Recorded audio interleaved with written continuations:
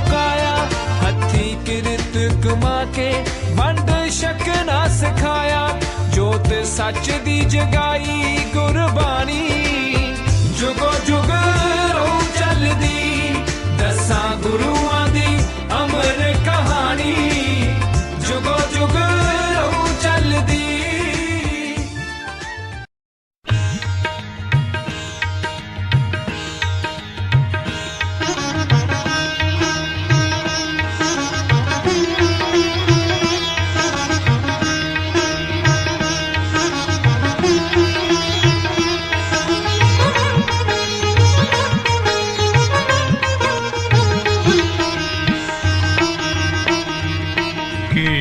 पुछदे ओ हाल फकीरां दा, की पुछदे ओ हाल फकीरां दा। साडा नदियों बिछड़े नीरां दा, की पुछदे ओ हाल फकीरां दा। साडा नदियों बिछड़े नीरां दा, साडा हंज दी जूने आया दा। साडा दिल जलिया दिलगीरां दा, की पुछदे ओ हाल फकीरां दा।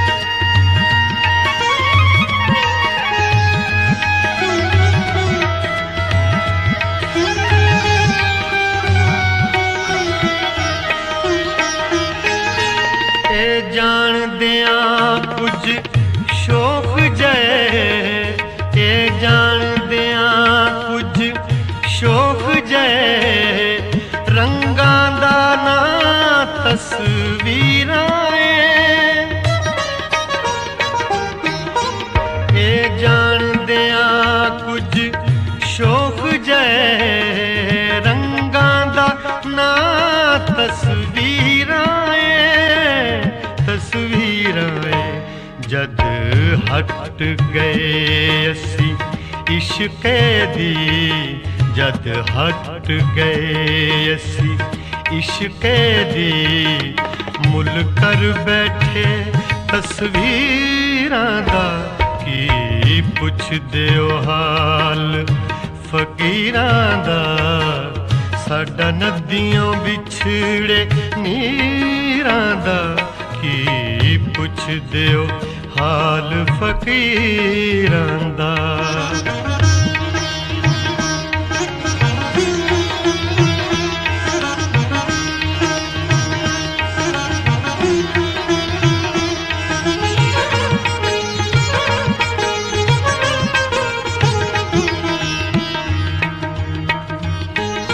सानू लखां दा तन लब गया, सानू लखां दा तन लब गया। पर इक दा मन भी ना मिलिया। सानू लखां दा तन लब गया, पर इक दा मन भी ना मिलिया। ना मिलिया क्या लिखिया किसे मुकद्दर सी, क्या लिखिया किसे मुकद्दर सी।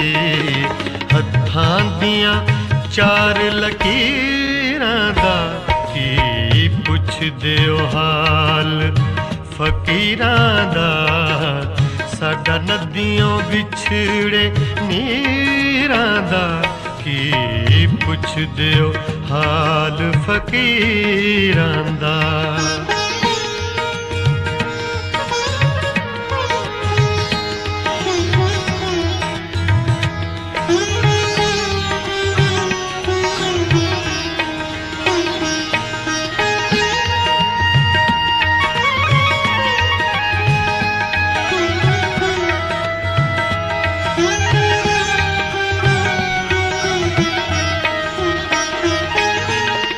तकदीर तां अपनी सौकण सी, तकदीर तां अपनी सौकण सी, तदबीरां साथों ना होइयां।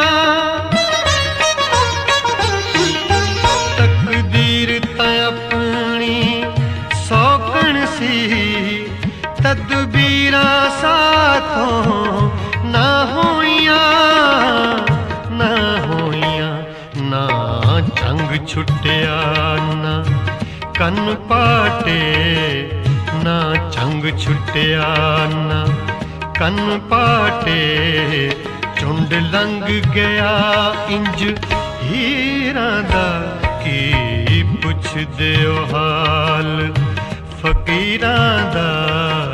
साडा नदियों बिछड़े नीरां दा, की पुछदे ओ हाल फकीरां दा।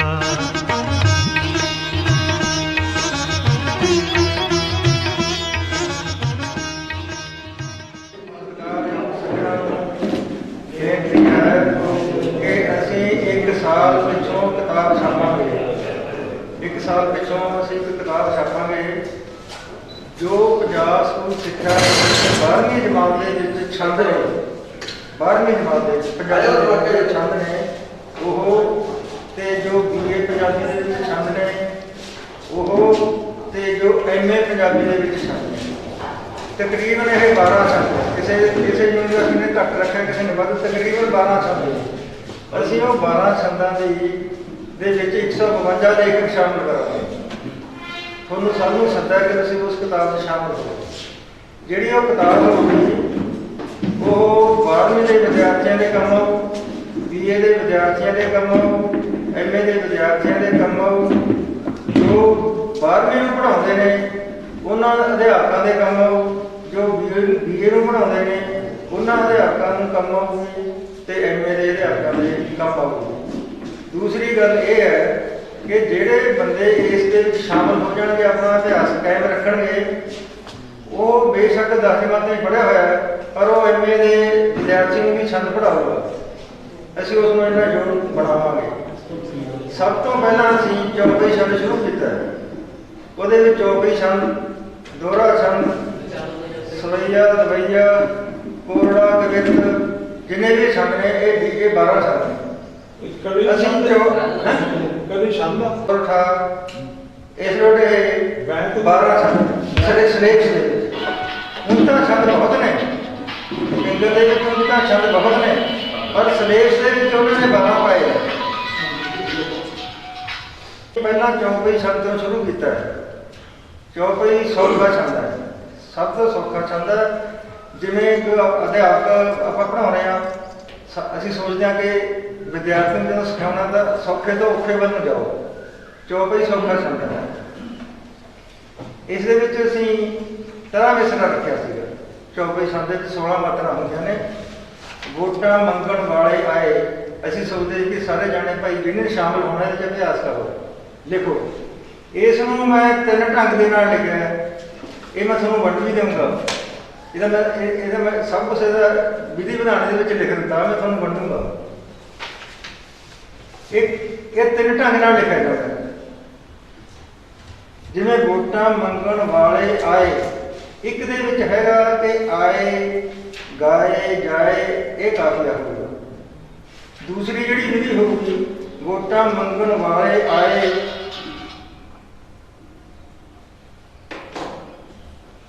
ਉਸ ਦੇ ਵਿੱਚ ਹੋਊਗਾ ਵਾਲੇ, ਜਾਲੇ, ਕਾਲੇ, ਆਏ, ਉਹਦੇ 'ਚ ਗਰੀਬ ਹੋਊਗਾ। ਜਿਹੜੀ ਤੀਸਰੀ ਵਿਧੀ ਹੋਊਗੀ ਉਹਦੇ 'ਚ ਹੋਊਗਾ ਮੰਗਣ, ਰੰਗਣ ਹੁੰਦੀ ਹੈ।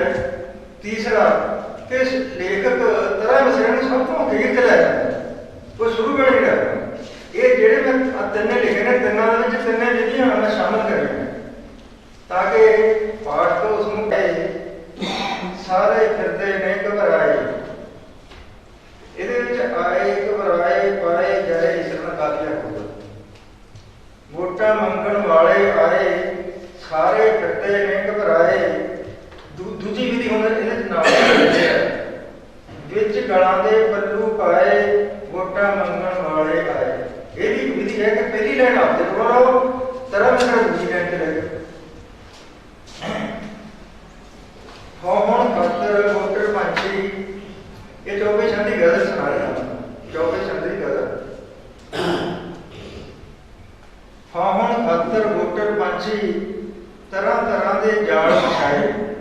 हौहण खतर मोटर पंछी, तरह तरह के जाल शरण धर्म हण छप खड़ोए। बेशर्मी दे बदल छाए। आदम खाने खूनी पंजे, बनते फिरन गऊ दे जाए।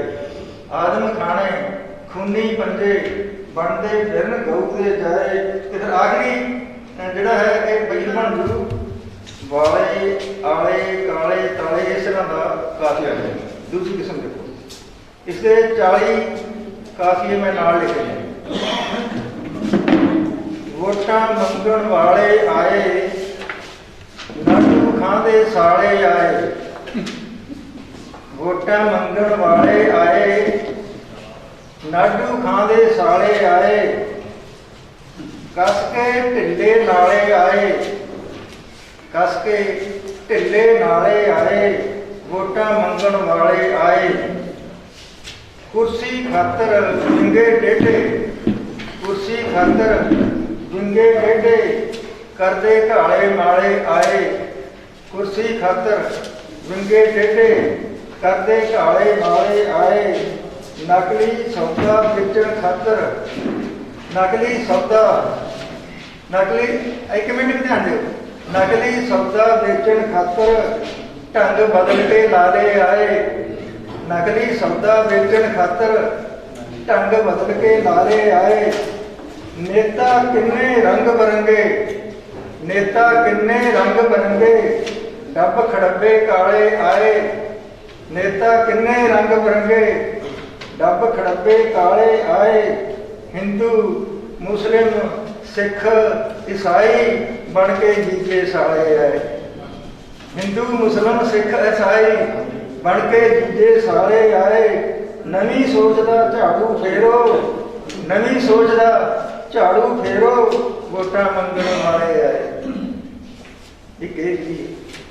तीसरी विधि है कि इस रंगण मंगण संगण इस तरह का काफिया बने वाले आए का लिख बन। इस 15 काफिए मैं ये लिखे ने होंगे। इस तो वध भी जब तुम लभोगे तो वध लभणगे। मैं घट्टो घट्ट लभ के दिते ने तुम ताकि आसानी रहे। हाँ जी तीजी किस्म है वोटां मंगण वाले आए, सानू वंडण वाले आए। वोटां मंगण वाले आए, सानू वंडण वाले आए। दूजी विधि इहदे नाल सानू डंगण वाले आए, वोटां मंगण वाले आए। तुहानूं जिहड़ी विधि चंगी लगू ले। दागी बंदे बन के नेता, दागी बंदे बन के नेता। नेम उलंघण वाले आए। दागी बंदे बन के नेता, नेम उलंघण वाले आए। बोलन चलन सब दा झूठा, बोलन चलन सब दा झूठा। सच्चों संगण वाले आए। बोलन चलन सब दा झूठा, सच्चों संगण वाले आए। सारी जनता पई तपाई, सारी जनता पई तपाई। फाहे टंगण वाले आए। सारी जनता पई तपाई, फाहे टंगण वाले आए। इक्के तरह मसला दी 3 किस्म दी गल्लां लिखियां ने ते तुसीं तुहानूं जिहड़ी चंगी लगू वो लिखो। ये 3 चंगियां लगदियां तां 3 लिखो। ये मेरे कोले इसकी फोटो करके मेरे को चाहिए ने जिहड़ा शौक रखदा ये बिना पैसे मिल गया ना। ऐसा कि पैसा होवे बिना पैसे मिले जिहड़ा शौक रखदा वो संतो बहुत। जे साडे कोल कर मैं 20-25 करा के रखे हैं ते जे कर गया तो बहुत करा ले।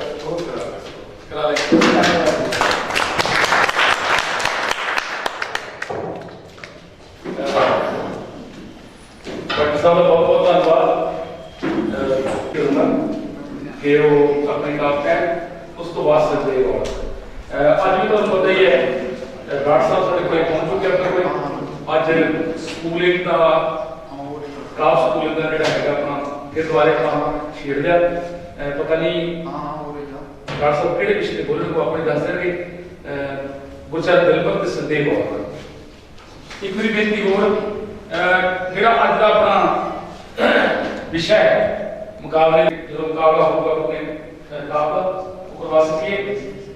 ਕਿਸਾਨੀ ਬਾਰੇ ਜਾਂ ਕਿਸਾਨ ਬਾਰੇ ਅੱਜ ਦਾ ਵਿਸ਼ਾ ਕਾਫੀ ਲੈ ਕੇ ਆਏ ਹੋਣਗੇ, ਉਹ ਕਰਵਾ ਕਰਕੇ ਜੋ ਕਰਵਾ ਦੇਣ। ਆਓ ਜੀ ਦਿਲਬਰ ਸਾਹਿਬ। ਲਾਡੂ ਖਾਂਦੇ ਚਾਚੇ ਤਾਏ, ਵੋਟਰ ਤਾਈਂ ਬਾਪੂ ਆਖਣ, ਪੱਲੂ ਪਾ ਚਰਨੇ ਹੱਥ ਲਾਏ। ਨੇਤਾ ਦੀ ਹੈ ਕਿਸ਼ਤੀ ਚੱਲੀ, ਤਰ ਜਾਏ ਭਾਵੇਂ ਡੁੱਬ ਜਾਏ। ਸਭ ਨੇ ਝੂਠੇ ਰੱਬ ਬਣਾਏ, ਝੂਠੇ ਨੇ ਕਸਮਾਂ ਤੇ ਵਾਅਦੇ, ਸਭ ਨੇ ਝੂਠੇ ਰੱਬ ਬਣਾਏ। ਚੋਣ ਸਮੇਂ ਸਭ ਲਾਰਾ ਲੱਪਾ, ਨੇਤਾ ਝੂਠੀਆਂ ਕਸਮਾਂ ਖਾਏ। ਦਾਰੂ ਸਿੱਕਾ ਨਕਦ ਰੁਪਈਆ, ਜਿਹੜਾ ਵੀ ਮਰਜ਼ੀ ਲੈ ਜਾਏ। ਭਾ ਪਤਾ ਨਹੀਂ ਕੀ ਨਿਕਲਿਆ, ਕੋਈ ਮੈਨੂੰ ਵੀ ਸਮਝਾਏ। ਭਾ ਪਤਾ ਨਹੀਂ ਕੀ ਨਿਕਲਿਆ, ਕੋਈ ਮੈਨੂੰ ਵੀ ਸਮਝਾਏ। ਕੱਲ ਨੂੰ ਕੋਈ ਨਾ ਪਹਿਚਾਣੇ, ਅੱਜ ਬਣੇ ਸਾਡੇ ਮਾਂ ਜਾਏ। ਕੱਲ ਨੂੰ ਕੋਈ ਨਾ ਪਹਿਚਾਣੇ, ਅੱਜ ਬਣੇ ਸਾਡੇ ਮਾਂ ਜਾਏ। ਠੱਗਾਂ ਤੋਂ ਬਚ ਰਹਿਣਾ ਦਿਲਬਰ, ਇੱਕ ਨੋਟਾ ਦਾ ਬਟਨ ਦਬਾਏ। ਜੈ ਜੈ। ਉਸ ਤੁਹਾਨੂੰ ਬੇਨਤੀ ਹੈ ਵੀ ਆਪਾਂ ਲਿਖ ਕੇ ਨੂੰ ਭੇਜੀਏ ਸਾਰੇ। ਬੜੇ ਵੱਡੀ ਉਮੀਦ ਹੈ ਵੀ ਫਕਰ ਸਾਹਿਬ ਸਾਰਾ ਕੁਝ ਸਮਝਾਤਾ। ਮਾਂ ਬੋਲੀ ਮਰ ਮਰ ਜਾਂਦੀ ਦੇ,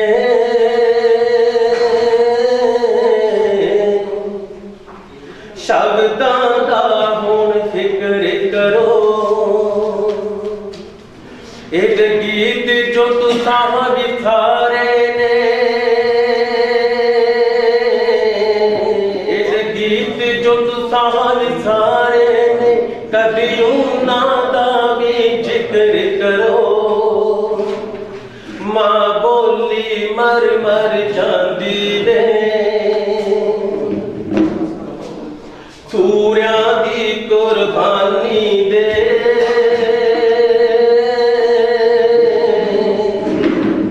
ਰੰਗ ਘੋਲੇ ਖੂਬ ਖੁਦ ਪੀਤੇ ਨੇ, ਕਦ ਵਾਂਗ ਨਦੀਨਾ ਉੱਗੇ ਨਾ।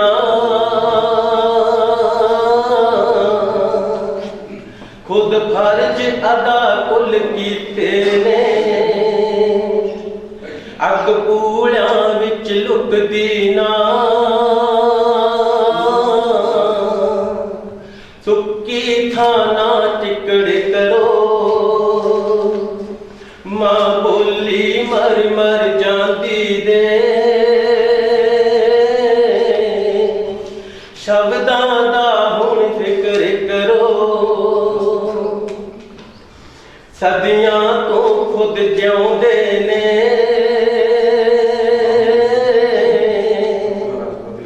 ਜਗ ਦੀ ਬਣ ਕੇ ਧੜਕਣੀਏ। ਮਿੱਠੜੇ ਬੋਲੀ ਬਿਮਾਰਾਂ ਦੀ, ਮਨ ਚੁਮਟਾਵਣ ਭਟਕਣੀਏ। ਇਹਨਾਂ ਦੇ ਸੰਗ ਰਹਿਣ ਲਈ ਇਕੱਠੇ ਹੋ ਕੇ ਫਿਰੜ ਕਰੋ। ਇਹ ਗੀਤ ਜੋ ਤੁਸਾਂ ਵਿਸਾਰੇ ਨੇ, ਇਹ ਗੀਤ ਜੋ ਤੁਸਾਂ ਵਿਸਾਰੇ ਨੇ, ਕਦੀ ਉਹਨਾਂ ਦਾ ਵੀ ਜ਼ਿਕਰ ਕਰੋ। ਮਾਂ ਬੋਲੀ ਮਰ ਮਰ ਜਾਂਦੀ ਦੇ, ਕਦ ਵਾਂਗ ਸ਼ਹੀਦਾਂ ਦੇ ਚਰਨੀ। ਅੱਜ ਤੱਕ ਮਿਲਿਆ ਨਾ ਆਦਰੀਏ, ਗੀਤਾਂ ਦੇ ਮੋਢੇ ਚੜ ਚੜ ਕੇ। ਕਈ ਬਣ ਗਏ ਜੰਗ ਬਹਾਦਰ, ਕੁਦਰਤ ਦੇ ਨੇ ਇਹ ਰੰਗ ਜਹੇ। ਕੁਦਰਤ ਦੇ ਨੇ ਇਹ ਰੰਗ ਜਹੇ, ਇਹਨਾਂ ਲਈ ਗੱਲ ਸਿਖਰ ਕਰੋ। ਮਾਂ ਬੋਲੀ ਮਰ ਮਰ जाती दे मां बोली मर मर जाती दे शब्दां दा हुण फिक्र करो एदे गीत जो तुसां विसारे ने एदे गीत जो तुसां विसारे ने कदी उन्हां दा भी जिक्र करो मां बोली मर मर जाती दे। केवल धालिया नाटककार ने जिन्हें राष्ट्रपति अवार्ड नाटक के क्षेत्र गुलजार जो फिल्मी डायरेक्टर ने जिन्हों का नाम संपूर्ण सिंह है संपूर्ण सिंह काला उन्होंने अज डिक्लेयर दादा साहब पाल के मैं अपनी सारी इस इकट्ठ वालों उन्होंने बधाई देता।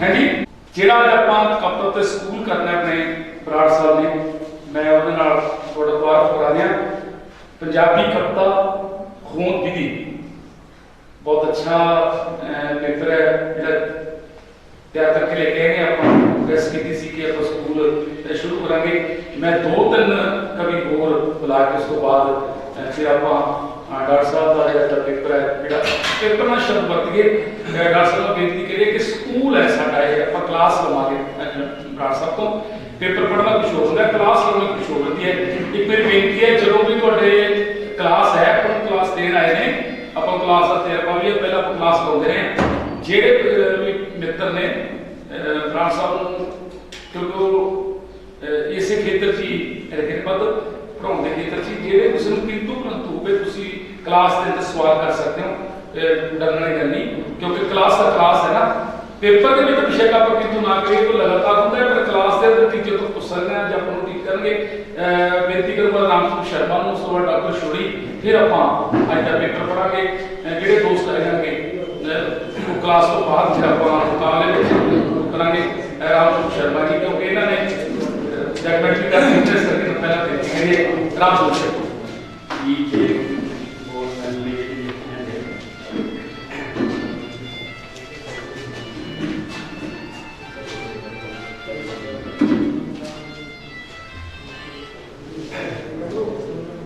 कोई हौसला दे उम्मीद मैं बदल सका नसीब नू कोई हौसला दे उम्मीद नू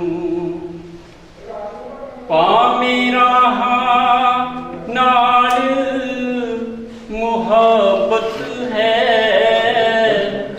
किते मेरा भी का कोई कर है पा मेरा नाल मोहब्बत है किते मेरा भी ता कोई कर है ना तांग मुके ना जिंदगी ना तांग मुके ना जिंदगी आखी मेरे हबीब नू कोई हौसला दे उम्मीद नू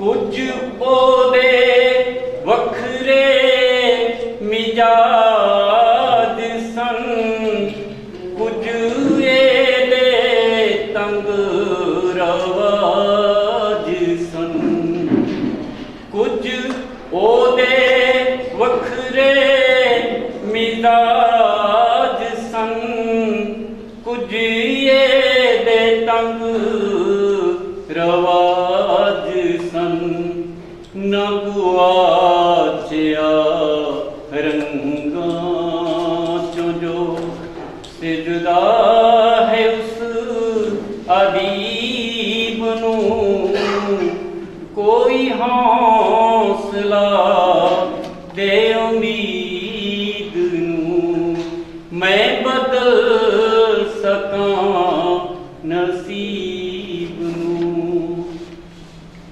जी दे हर पसंदड़ी वादे है, जी दे ख्वाब ने दरिया जे है, जी दे हर पसंदड़ी वादे है, जी दे ख्वाब ने दरिया जे है।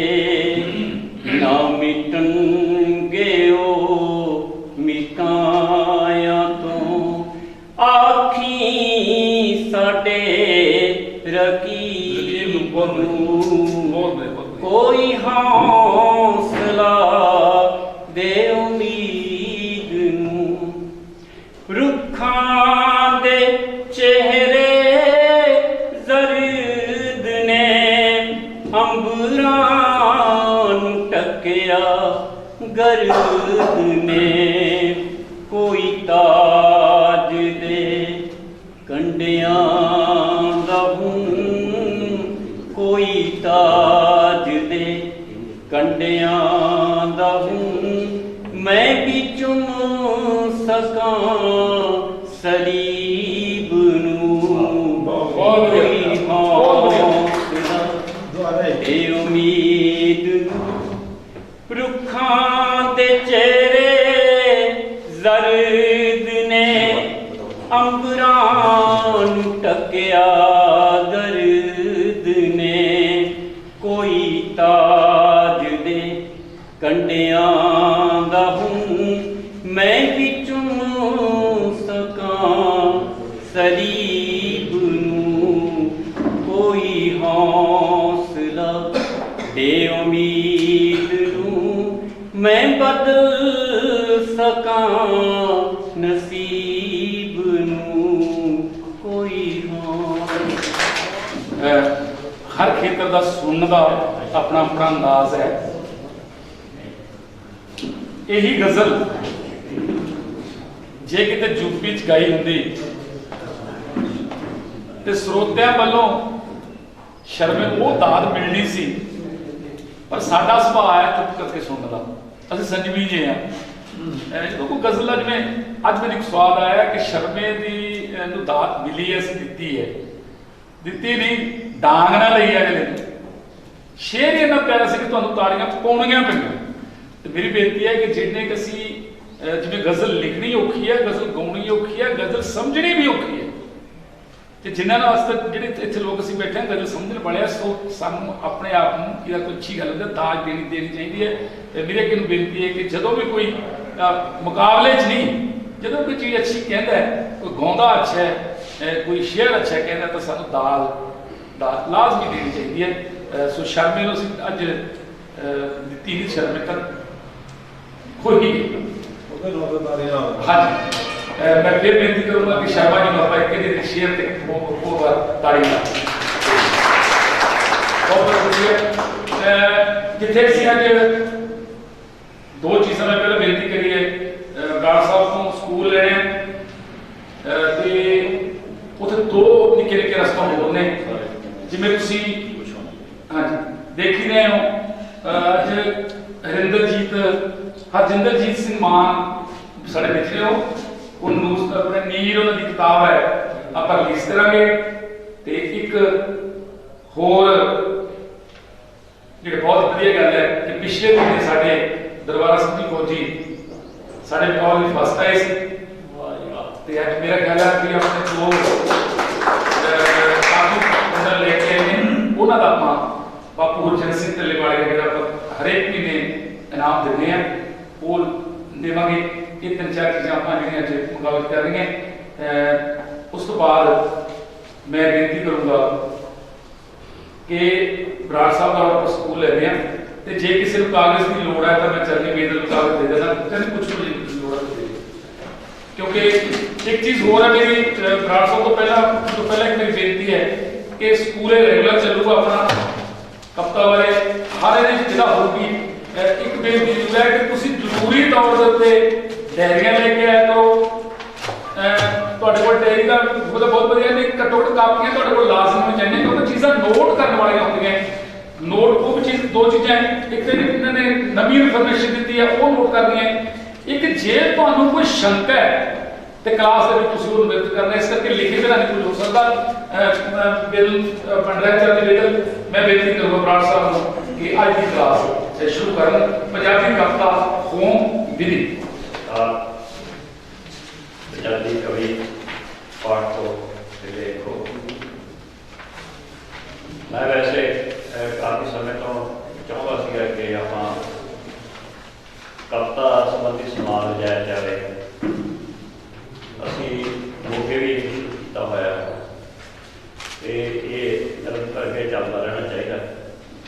ਮੈਂ ਕੋਈ ਬਹੁਤਾ ਵੱਡਾ ਵਿਦਵਾਨ ਨਹੀਂ ਹਾਂ, ਪਰ ਮੈਂ ਕਵਿਤਾ, ਕਹਾਣੀ, ਨਾਵਲ, ਨਾਟਕ ਤੇ ਵਾਰਤਕ ਨਾਲ ਬਹੁਤ ਨੇੜੇ ਜੁੜਿਆ ਹੋਇਆ ਹੈ। ਨਿਰੰਤਰ ਪੜ੍ਹਦਾ ਰਹਿੰਦਾ, ਸਿੱਖਦਾ, ਜੋ ਮੈਨੂੰ ਆਉਂਦਾ ਉਹਨੂੰ ਦੱਸਣ ਦੀ ਕੋਸ਼ਿਸ਼ ਕਰਦਾ। ਮੈਂ ਕਹਿੰਦਾ ਕਿ ਜੋ ਵਿਅਕਤੀ ਦੇ ਅੰਦਰ ਹੈ, ਅੰਦਰ ਉਹ ਸਾਰਾ ਰਸ ਅਨੁਭਵ ਹੁੰਦਾ ਹੈ। ਉਹ ਅਨੁਭਵ ਅੰਦਰ ਬੰਦੇ ਦਾ ਮਰ ਜਾਂਦਾ ਜੇਕਰ ਉਹਦਾ ਖਾਲਸਾ ਨਾ ਹੋਵੇ, ਜੇਕਰ ਉਸ ਨੂੰ ਜਾੜ ਕੇ ਬਾਹਰ ਨਿਕਲੇ। ਬਹੁਤ ਕੁਛ ਸਾਡਾ ਅਨੁਭਵ ਹੁੰਦਾ। ਅਸੀਂ ਤੁਰਦੇ ਕਰਦੇ ਪ੍ਰਤੱਖ ਸ਼ਕਤੀ ਕਰਨਾ ਹੁੰਦਾ ਹੈ। ਜਦੋਂ ਅਸੀਂ ਚੱਲਦੇ ਕਰਦੇ ਹਾਂ, ਇੱਧਰ ਉੱਧਰ ਜਾਂਦੇ ਹਾਂ, ਬਹੁਤ ਕੁਛ ਕਰਦੇ ਹਾਂ। ਘਰੇ ਨੂੰ ਵਾਪਰਿਆ ਉਹਨੂੰ ਦੇਖਦੇ ਹਾਂ, ਆਲੇ ਦੁਆਲੇ ਸਮਾਜ ਦੇ ਵਿੱਚ, ਰਾਜਨੀਤੀ 'ਚ, ਸੰਬੰਧ ਪ੍ਰਬੰਧ 'ਚ ਜੋ ਵਾਪਰਦਾ ਉਹ ਸਾਡੇ ਨਜ਼ਰ ਹੇਠ ਆਉਂਦਾ। ਉਹ ਜਿਹੜਾ ਨਜ਼ਰ ਹੇਠ ਆਉਂਦਾ ਉਹ ਦਿਮਾਗ 'ਚ ਸਾਡੇ ਸਟੋਰ ਹੋ ਜਾਂਦਾ। ਜਦੋਂ ਉਹਨੂੰ ਜਾਗ ਲੱਗਦੀ ਹੈ ਉਦੋਂ ਅਸੀਂ ਉਸ ਨੂੰ ਬਾਹਰ ਕੱਢਦੇ ਹਾਂ, ਨਹੀਂ ਉਸ ਤੱਕ। ਇਹੀ ਸਾਡੇ ਜਿਹੜੇ ਹੈਗੇ ਕਵਿਤਾ ਦੇ ਖੇਤਰ ਦੇ ਵਿੱਚ ਬੜੇ ਪਾਪੂਲਰ, ਜਿਹੜੇ ਪੁਰਾਣੇ ਸਾਡੇ ਜਿਹੜੇ ਕਲਾਸਿਕ ਹੋਏ ਆ ਆਲੋਚਕ, ਜਿਨ੍ਹਾਂ ਨੂੰ ਅਸੀਂ ਆਚਾਰੀਆ ਬੋਲਦੇ ਹਾਂ, ਉਹਨਾਂ ਦਾ ਮਤ ਵੀ ਉਹ ਵੀ ਇਹੀ ਕਹਿੰਦੇ ਸੀ ਸਾਡੇ ਅੰਦਰ ਬਹੁਤ ਕੁਝ ਸੁੱਤਾ ਹੋਇਆ ਹੁੰਦਾ। ਜਦੋਂ ਉਹਨੂੰ ਜਾਗ ਲੱਗਦੀ ਹੈ ਉਹ ਸੰਚਾਰ ਕਰਦਾ ਸਾਡੇ ਸਰੀਰ ਦੇ ਵਿੱਚ। ਉਸ ਜਿਸ ਕਿਸਮ ਦਾ ਸੰਚਾਰ ਕਰਦਾ, ਉਸ ਕਿਸਮ ਦਾ ਉਹਦਾ ਸਰੀਰ ਦਾ, ਉਹਦਾ ਚਿਹਰਾ ਉਹਦਾ ਨਜ਼ਰ ਆਉਂਦਾ। ਤੇ ਇਵੇਂ ਸਾਡੇ ਵਿਚਾਰ ਨੇ, ਤੇ ਵਿਚਾਰਾਂ ਨੂੰ ਜਿਹੜਾ ਹੈਗਾ ਅਭਿਵਿਅਕਤੀ ਦੇਣੀ ਹੁੰਦੀ ਹੈ। ਉਹ ਅਸੀਂ ਕਿਵੇਂ ਦੇਣੀ ਹੈਗੀ ਆ, ਉਹ ਆਪਾਂ ਕੁਝ ਗੱਲਾਂ ਕਰਦੇ ਹਾਂ ਤੁਹਾਡੇ ਨਾਲ। ਉਹਦੇ ਵਿੱਚੋਂ ਕੁਝ ਤੁਹਾਡੇ ਪ੍ਰਸ਼ਨ ਹੋਣਗੇ, ਤੁਸੀਂ ਉਹ ਪ੍ਰਸ਼ਨ ਜਿਹੜੇ ਹੈਗੇ ਆ ਉਹ ਬਣਾ ਰਹੇ ਨੇ। ਤੇ ਮੈਂ ਜਿਹੜਾ ਹੈਗਾ ਜਿੰਨੀ ਮੇਰੀ ਸਮਰੱਥਾ ਹੈ ਮੈਂ ਪੂਰੀ ਕੋਸ਼ਿਸ਼ ਕਰੂੰਗਾ ਕਿ ਮੈਂ ਤੁਹਾਨੂੰ ਜਿਹੜਾ ਹੈਗਾ ਉਹਨਾਂ ਪ੍ਰਸ਼ਨਾਂ ਦਾ ਉੱਤਰ ਦੇ ਸਕਾਂ। ਮੈਂ ਕਵਿਤਾ ਦੀ ਹੋਂਦਵੀਰੀ ਦੀ ਜਿਹੜੀ ਮੇਨ ਗੱਲ ਜਿਹੜੀ ਕਵਿਤਾ ਦੀ ਹੋਂਦਵੀਰੀ ਦੀ ਗੱਲ ਨਹੀਂ। ਆਮ ਕਰਕੇ ਨਾ ਹੁਣ ਜਿਵੇਂ ਹੁਣੇ ਤੁਸੀਂ ਫਟੜ ਸਾਹਿਬ ਹੋਰਾਂ ਤੋਂ ਜੋ ਭਾਈ ਛੰਦ ਬਾਰੇ ਕੁਝ ਜਿਹੜੇ ਨੇ ਤੁਕਾਂ ਦਿੱਤੀਆਂ ਨੇ, ਤੁਹਾਡੇ ਉਹ ਰੱਖੀਆਂ ਨੇ, ਉਹਨਾਂ ਨੂੰ ਰੱਖ ਕੇ ਤੁਸੀਂ ਜਿਹੜਾ ਹੈਗਾ ਉਹ ਰਚਨਾ ਕਰਦੇ ਹੋ। ਇਹ ਪਰੰਪਰਾਗਤ ਸਾਡਾ ਤਰੀਕਾ ਹੈਗਾ। ਮੈਂ ਆਲੋਚਨਾ ਨਹੀਂ ਕਰਦਾ ਫਟੜ ਸਾਹਿਬ ਦੀ, ਮੈਂ ਇਹਨਾਂ ਦਾ ਜਿਹੜਾ ਗਿਆਨ ਹੈ ਛੰਦਾਂ ਬਾਰੇ ਉਹ ਇਹਨਾਂ ਨੂੰ ਦੇਣ ਦੀ ਲੋੜ ਹੈਗੀ ਆ। ਉਹ ਛੰਦਾਂ ਬਾਰੇ ਬਾਅਦ ਵਿੱਚ ਗੱਲ ਕਰਨੇ, ਮੈਂ ਵੀ ਕਰਾਂਗਾ ਛੰਦਾਂ ਦੀ ਗੱਲ, ਉਹ ਵੀ ਦੇਣ ਦੀ ਲੋੜ ਹੈ। ਪਰ ਹੁਣ ਸਾਡੇ ਜਿਹੜੇ ਪੰਜਾਬੀ ਕਵਿਤਾ ਹੈਗੀ ਆ ਉਹ ਬਹੁਤ ਅੱਗੇ ਨਿਕਲ ਚੁੱਕੀ। ਇਹ ਦੇਖਣ ਵਾਲੀ ਗੱਲ ਹੈ ਕਿ ਹੁਣ ਕਿਆ ਸਮਾਂ ਹੈ। ਛੰਦ ਜਿਹੜੇ ਹੈਗੇ ਆ ਸਾਡੇ ਮੱਧ ਯੁੱਗ ਦੀ ਦੇਣ, ਤੇ ਅਸੀਂ ਉਹ ਮੱਧ ਯੁੱਗ ਦੇ ਜਿਹੜੀ ਹੈਗੀਆਂ ਪਰੰਪਰਾਵਾਂ ਜਿਹੜੀਆਂ ਹੈਗੀਆਂ ਉਹਨਾਂ ਨੂੰ ਅੱਜ ਵੀ ਕਿਸੇ ਨਾ ਕਿਸੇ ਰੂਪ ਦੇ ਵਿੱਚ ਕਵਿਤਾ ਦੇ ਗੀਤ ਦੇ ਵਿੱਚ, ਗਜ਼ਲ ਦੇ ਵਿੱਚ, ਰੁਬਾਈ ਦੇ ਵਿੱਚ, ਜਾਂ ਕੋਈ ਕਵਿਤਾ ਦਾ ਹੋਰ ਰੂਪ ਹੈ ਜਾਂ ਲੋਕ ਗੀਤ ਜਿਹੜੇ ਪੁਰਾਣੇ ਸਾਡੇ ਨੇ ਉਹਨਾਂ ਵਿੱਚ ਅਸੀਂ ਉਹਨਾਂ ਨੂੰ ਨਜ਼ਰ ਰੱਖਦੇ ਹਾਂ। ਉਹਨਾਂ ਦੇ ਸਾਨੂੰ ਉਹਨਾਂ ਵਿੱਚੋਂ ਪਤਾ ਲੱਗਦਾ ਕਿ ਇਹ ਕੋਈ ਨਾ ਕੋਈ ਸ਼ਾਨ ਹੈ। ਵੈਸੇ ਪੱਕੀ ਗੱਲ ਹੈ ਕਿ ਹੁਣ ਕਵਿਤਾ ਜਿਹੜੀ ਹੈਗੀ, ਜਿਵੇਂ ਮੈਂ ਬਹੁਤ ਖੁਸ਼ੀ ਹੋਈ ਰਾਮ ਸਰੂਪ ਸ਼ਰਮੇ ਹੁਣ ਆਪਾਂ ਜਿਹੜਾ ਉਹਨਾਂ ਦਾ ਗਜ਼ਲ ਨੁਮਾਨ ਜਿਹੜਾ ਗੀਤ ਸੁਣਿਆ, ਉਹਦੇ ਵਿੱਚ ਜਿਹੜੀ ਬਹੁਤ ਇੱਕ ਕਵਿਤਾ ਇੱਥੇ ਪਹੁੰਚ ਚੁੱਕੀ ਹੈ। ਮਤਲਬ ਇਹ ਦੇਖਣ ਵਾਲੀ ਹੈ। ਹੁਣ ਆਪਾਂ ਇਹ ਦੇਖਣੀ ਹੈ ਕਿ ਕਵਿਤਾ ਦੀ ਹੋਂਦ ਕਿੱਥੇ ਹੈ। ਜਿਹੜੀ ਇਹਨਾਂ ਦੀ ਲਾਈਨ ਜਿਹੜੀ ਹੈਗੀ ਆ, ਮੈਂ ਜਿਹੜੀ ਇੱਕ ਲਾਈਨ ਨੋਟ ਕੀਤੀ ਸੀ, ਕੋਈ ਹੌਸਲਾ ਦੇ ਉਮੀਦ ਨੂੰ, मैं बदल सकता नसीब ਨੂੰ। मतलब ਇੱਥੇ ਵੇਖਣੀ ਆਪਾਂ ਕਵਿਤਾ ਜਿਹੜੀ ਹੈਗੀ ਆ ਕਵਿਤਾ ਦੀ ਖੋਜ ਕਿੱਥੇ ਹੈਗੀ। ਸੋ ਉਹ ਆਪਾਂ ਬਾਅਦ ਵਿੱਚ ਮੈਂ ਨਾਲ ਨਾਲ ਗੱਲ ਕਰਾਂਗਾ। ਪਰ ਜਿਵੇਂ ਕਿ ਸਾਨੂੰ ਪਤਾ ਕਿ ਕਵਿਤਾ ਜਿਹੜੀ ਹੈਗੀ ਆ ਹੁਣ ਇਹ ਠੀਕ ਹੈ ਕਿ ਇਹਦੇ ਵਿੱਚ ਭਾਵਨਾਵਾਂ ਹੁੰਦੀਆਂ ਨੇ, ਜਜ਼ਬੇ ਖਿਆਲ ਹੁੰਦੇ ਨੇ, ਇਹਦੇ ਵਿੱਚ ਮਨੋਭਾਵ ਵੀ ਹੁੰਦੇ ਨੇ, ਜੋ ਸਾਡੇ ਅੰਦਰਲੀ ਦੁਨੀਆ ਉਹ ਵੀ ਹੁੰਦੀ ਹੈ, ਮਤਲਬ ਮਨੋਸਥਿਤੀ ਹੁੰਦੀ ਸਾਡੀ, ਉਹ ਵੀ ਅਸੀਂ ਕਵਿਤਾ ਰਾਹੀਂ ਪੇਸ਼ ਕਰਦੇ ਹਾਂ। ਅਸੀਂ ਖਿਆਲਾਂ ਨੂੰ ਆਪਣੇ ਸ਼ਬਦਾਂ ਵਿੱਚ ਬੰਨ੍ਹ ਲੈਂਦੇ ਹਾਂ, ਭਾਸ਼ਾ ਦੇ ਵਿੱਚ ਬੰਨ੍ਹ ਲੈਂਦੇ ਹਾਂ। ਇਸੇ ਤਰ੍ਹਾਂ ਪਰ ਕਵਿਤਾ ਜਿਹੜੀ ਹੈਗੀ ਹੈ ਹੁਣ ਇਸ ਸਮੇਂ ਸੰਸਾਰ ਦੇ ਵਿੱਚ ਜਿਹੜੀ ਕਵਿਤਾ ਰਚੀ ਜਾ ਰਹੀ ਹੈ ਉਹ ਵਿਚਾਰਧਾਰਕ ਕਵਿਤਾ ਰਚੀ ਹੈ, ਜਿਹਦੇ ਵਿੱਚ ਵਿਚਾਰ ਜੇ ਭਾਵ ਵੀ ਪੇਸ਼ ਕੀਤਾ ਗਿਆ ਹੈ। ਜਿਵੇਂ ਮੈਂ ਹੁਣ ਤੁਹਾਨੂੰ ਇੱਕ ਕਵਿਤਾ ਦਾ ਗੀਤ ਦਾ ਤੁਹਾਨੂੰ ਦੱਸਦਾ ਵੀ ਜੇ ਕੋਈ ਭਾਵ ਵੀ ਉਹਦੇ ਵਿੱਚ ਪੇਸ਼ ਕੀਤਾ ਗਿਆ ਹੈ ਤਾਂ ਉਹਦੇ ਪਿੱਛੇ ਕੋਈ ਸਮੱਸਿਆ, ਕੋਈ ਮਸਲਾ ਖੜਾ ਹੈ। ਜਿਵੇਂ ਅਸੀਂ ਦੋਨੋਂ ਰੁੱਸ ਗਏ ਤਾਂ ਮਨ ਆਉ ਰੋਣਗੇ। ਤੁਸੀਂ ਅੰਦਾਜ਼ਾ ਲਾ ਕੇ ਵੇਖੋ ਉਹਦੇ ਇਸ ਦਾ ਕਿ ਇਹਦੇ ਵਿੱਚ ਜਿਹੜਾ ਹੈ ਉਹ ਇੱਕ ਵਿਚਾਰ ਹੈ, ਔਰ ਉਹ ਵਿਚਾਰ ਜਿਹੜੀ ਹੈਗੀ ਆ ਉਹ ਅੱਜ ਮਤਲਬ ਕਵਿਤਾ ਦਾ ਜਿਹੜਾ ਪ੍ਰਮੁੱਖ ਜਿਹੜਾ ਹਿੱਸਾ ਬਣ ਚੁੱਕਾ। ਸੋ ਇਸ ਕਰਕੇ ਇੱਕ ਧਿਆਨ ਰੱਖਣ ਦੀ ਲੋੜ ਹੈਗੀ ਹੈ ਕਿ ਜੋ ਵੀ ਅਸੀਂ ਭਾਵ, ਜਜ਼ਬੇ ਜਾਂ ਖਿਆਲ ਪ੍ਰਗਟ ਕਰਨੇ ਨੇ, ਮੈਂ ਉਹਨਾਂ ਤੋਂ ਮੁਨਕਰ ਨਹੀਂ, ਕਿਉਂਕਿ ਮਨੁੱਖੀ ਪ੍ਰਵਿਰਤੀ ਦੇ ਅੰਗ ਨੇ, ਇਹ ਮਨੁੱਖੀ ਪ੍ਰਵਿਰਤੀ ਦਾ ਹਿੱਸਾ ਨੇ। ਅਸੀਂ ਇਹਨਾਂ ਤੋਂ ਛੁਟਕਾਰਾ ਨਹੀਂ ਪਾ ਸਕਦੇ, ਪਰ ਇਹਨਾਂ ਵਿੱਚ ਤੁਹਾਡਾ ਵਿਚਾਰ ਛੁਪਿਆ ਹੋਣਾ ਚਾਹੀਦਾ। ਜਦੋਂ ਤੁਸੀਂ ਕੋਈ ਜਜ਼ਬਾ ਨੂੰ ਭਾਵ ਪੇਸ਼ ਕਰਨਾ ਸ਼ਬਦਾਂ ਦੇ ਰਾਹੀਂ, ਭਾਸ਼ਾ ਦੇ ਵਿੱਚ ਜਦੋਂ ਬੰਨ੍ਹਣਾ ਹੈਗਾ ਤਾਂ ਉਦੋਂ ਤੁਹਾਡਾ ਵਿਚਾਰ ਜਿਹੜਾ ਹੈਗਾ ਉਹ ਹੋਣਾ ਚਾਹੀਦਾ, ਪਰ ਵਿਚਾਰ ਸਿੱਧਾ ਨਹੀਂ ਹੋਣਾ ਚਾਹੀਦਾ। ਸੋ ਮੈਂ ਮਾਫ ਕਰਨਾ, ਜਿਵੇਂ ਭੱਟੜ ਸਾਹਿਬ ਨੇ ਗਜ਼ਲ ਦਾ ਜਿਹੜਾ ਸ਼ੇਅਰ ਪੇਸ਼ ਕੀਤਾ ਉਹ ਸਿੱਧੇ ਉਹ ਸ਼ਾਂਤੀ 'ਚ ਪੂਰੇ ਨੇ, ਪਰ ਜਦੋਂ ਅਸੀਂ ਉਹਨੂੰ ਸਿੱਧੇ ਰੂਪ ਦੇ ਵਿੱਚ ਕਵਿਤਾ ਦਾ ਜਿਹੜਾ ਹੈਗਾ ਉਹ ਕਵਿਤਾ ਦਾ ਜਿਹੜਾ ਹੋਂਦ ਹੈਗੀ, ਜਿੱਥੇ ਕਵਿਤਾ ਨੂੰ ਆਪਾਂ ਲੱਭਣਾ ਹੈਗਾ ਉਹ ਖਤਮ ਹੋ ਜਾਂਦੀ। ਸੋ ਇਹ ਬਹੁਤ ਧਿਆਨ ਦੇਣ ਦੀ ਗੱਲ ਆ ਸਾਨੂੰ ਕਿ ਜਦੋਂ ਜਿਹੜੀ ਕਵਿਤਾ ਦਾ ਜਿਹੜੀ ਉੱਥੋਂ ਅਸੀਂ ਵਿਚਾਰ ਲੱਭਣਾ ਹੈਗਾ ਉਹ ਅਸੀਂ ਉਸ ਭਾਵ 'ਚੋਂ, ਉਸ ਖਿਆਲ 'ਚੋਂ ਜੋ ਅਸੀਂ ਕਵਿਤਾ ਦੇ ਭਾਸ਼ਾ ਦੇ ਰਾਹੀਂ ਹੈਗਾ ਬਣਨਾ ਉਹ ਉੱਪਰ ਕੇ ਆਉਣਾ ਚਾਹੀਦਾ। ਇਹ ਬਹੁਤ ਵੱਡੀ ਗੱਲ।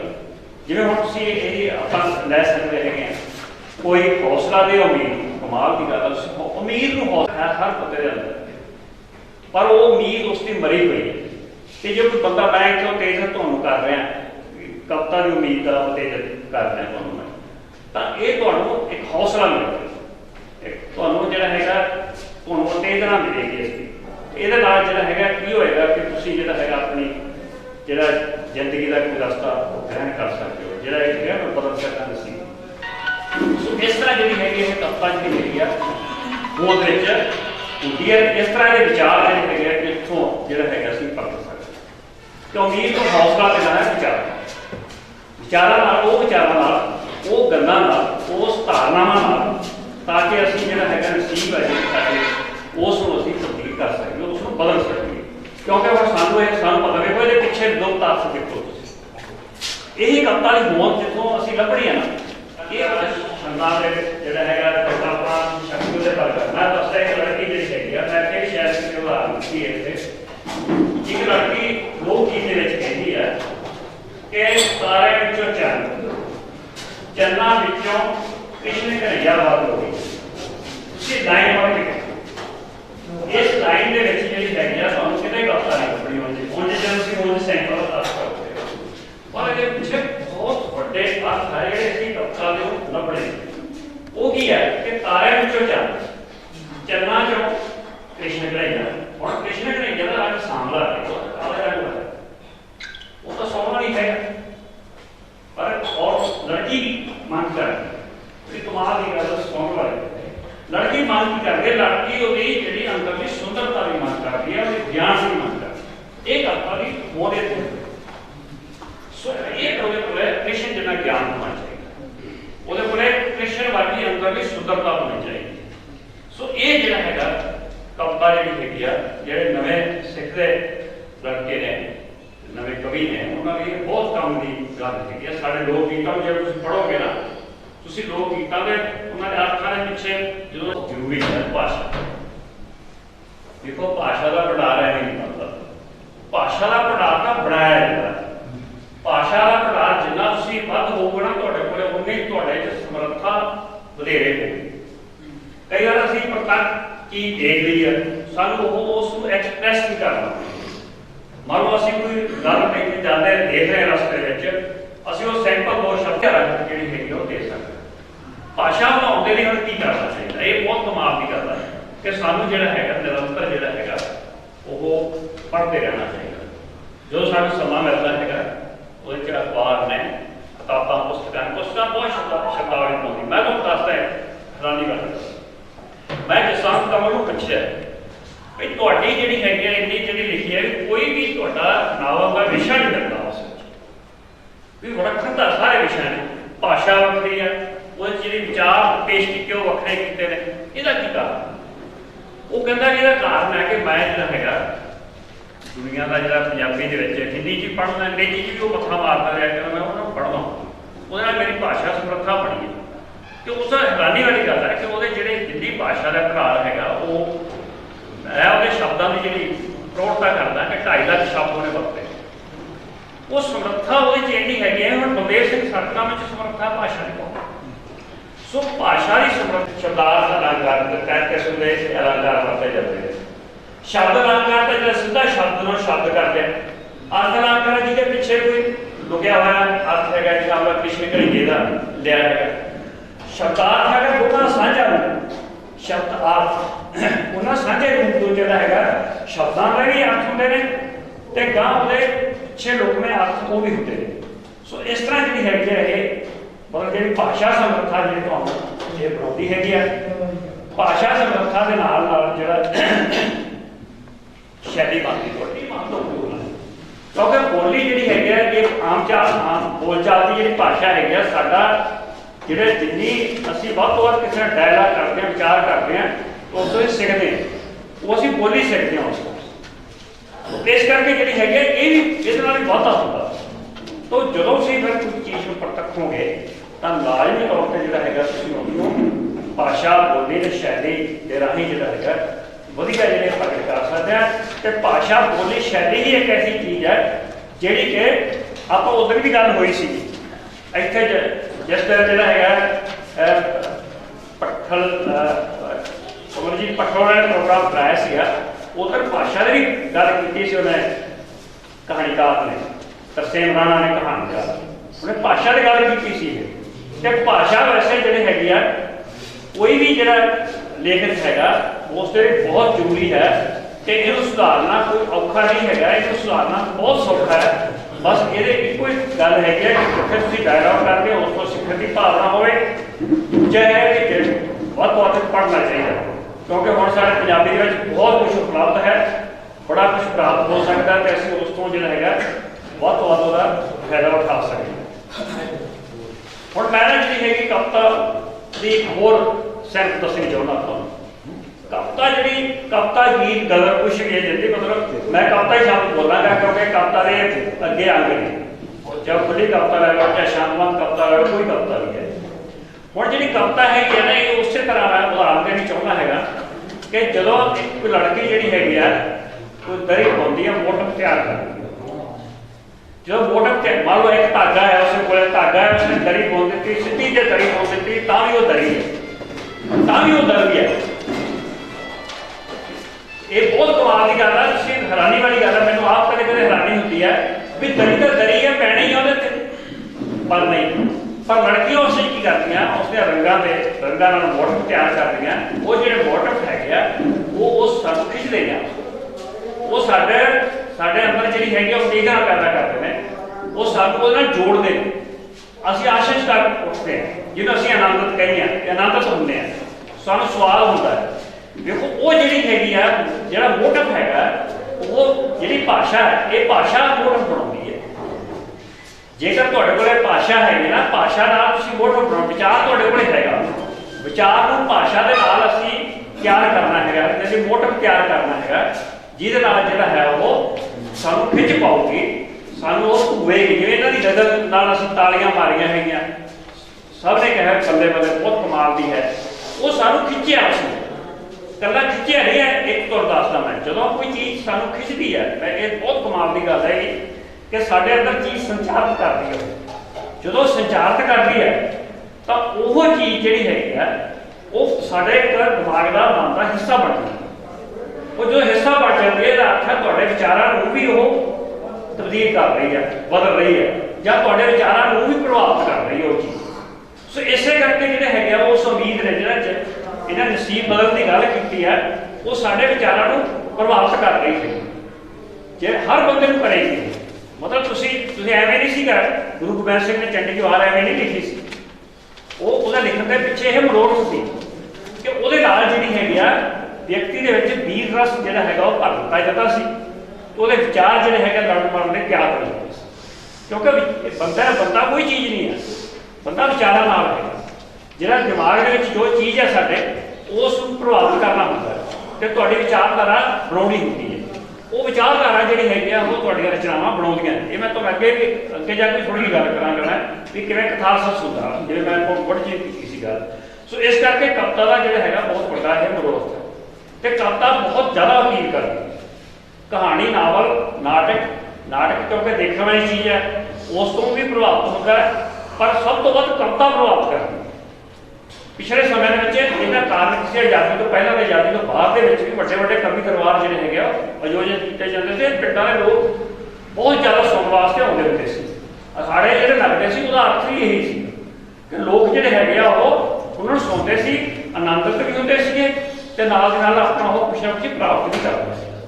ਕੋਈ ਵਿਰਸੇ ਸੰਬੰਧੀ ਪ੍ਰਾਪਤ ਕਰਨਾ, ਸਮਾਜਿਕ ਰਿਸ਼ਤਿਆਂ ਪ੍ਰਤੀ ਪ੍ਰੇਰਨਾ ਮਿਲਣੀ, ਜਾਂ ਜੋ ਸਮਾਜ ਦੇ ਵਿੱਚ ਵਾਪਰੀਆਂ ਘਟਨਾਵਾਂ ਨੇ ਉਹਨਾਂ ਦਾ ਗਿਆਨ ਪ੍ਰਾਪਤ ਕਰਨਾ। ਅਸੀਂ ਜਿਹੜੇ ਗੀਤਾਂ ਰਾਹੀਂ ਵੀ ਇਹ ਕੁਛ ਪ੍ਰਾਪਤ ਕਰਦੇ ਹਾਂ, ਗਜ਼ਲਾਂ ਰਾਹੀਂ ਵੀ ਇਹ ਕੁਛ ਪ੍ਰਾਪਤ ਕਰਦੇ ਹਾਂ। ਸੋ ਇਸ ਕਰਕੇ ਜਿਹੜੀ ਕਵਿਤਾ ਜਿਹੜੀ ਹੈਗੀ ਆ, ਇਹਦਾ ਜਿਹੜਾ ਮਨੋਰਥ ਹੈਗਾ ਬਹੁਤ ਵੱਡਾ ਮਨੋਰਥ ਹੈ। ਇਸ ਸਮੇਂ ਅੱਜ ਦੇ ਯੁੱਗ ਦੇ ਵਿੱਚ ਤਾਂ ਬਹੁਤ ਜ਼ਿਆਦਾ ਲੋੜ ਹੈ। ਥੋੜ੍ਹਾ ਬਹੁਤ ਮੈਂ ਤੁਹਾਡੇ ਦੇ ਆਪਾਂ ਛੰਦ ਬਾਰੇ ਗੱਲ ਕਰਦੇ ਹਾਂ, ਕਿਉਂਕਿ ਛੰਦਾਂ ਦੀ ਗੱਲ ਚਲਾਈ ਸੀ।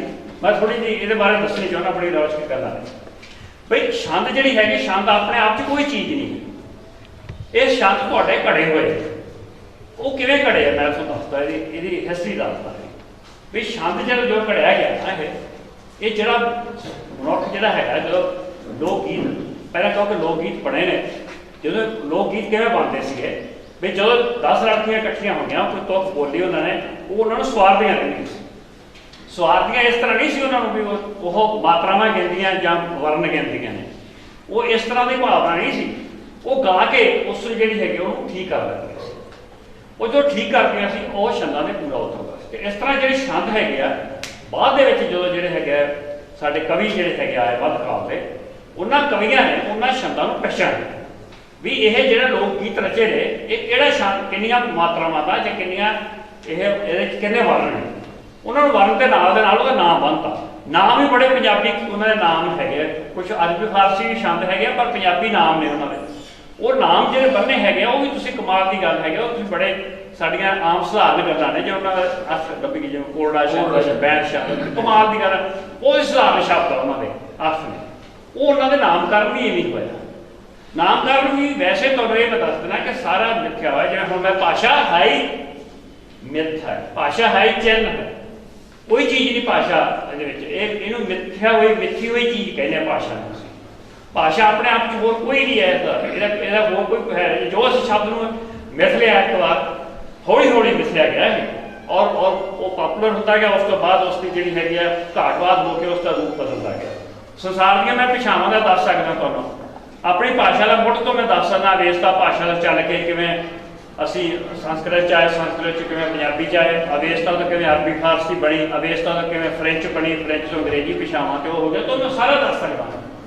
ਮਤਲਬ ਭਾਸ਼ਾ ਜਿਹੜੀ ਕਿਵੇਂ ਖੇਤਰ ਦੇ ਨਾਲ ਬਹੁਤ ਦੇ ਵਿੱਚ ਉਹਦਾ ਤਬਦੀਲ ਹੋ ਜਾਂਦੀ।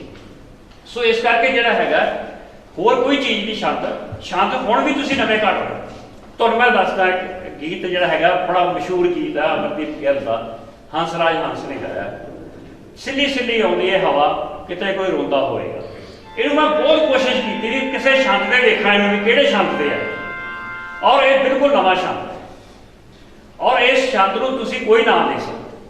ਤੁਸੀਂ ਗੀਤਾਂ ਦੇ ਵਿੱਚ ਹੁਣ ਵੀ ਜਿਹੜਾ ਹੈਗਾ, ਮੈਂ ਇੱਕ ਹੋਰ ਗੀਤ ਦੀ ਜਿਹੜੀ ਹੈਗੀ ਆ ਤੁਹਾਨੂੰ ਜਿਹੜੀ ਉਦਾਹਰਨ ਦੇਵਾਂਗਾ। ਉਹ ਗੀਤ ਹੈ, ਉਹਦੇ ਛੰਦ ਲੱਭ ਕੇ ਵਿਖਾਇਆ ਮੈਨੂੰ ਕਿਹੜਾ ਛੰਦ ਹੈਗਾ ਬੜੀ, ਪਰ ਉਹ ਗੀਤ ਬਹੁਤ ਪਾਪੂਲਰ ਹੈਗਾ।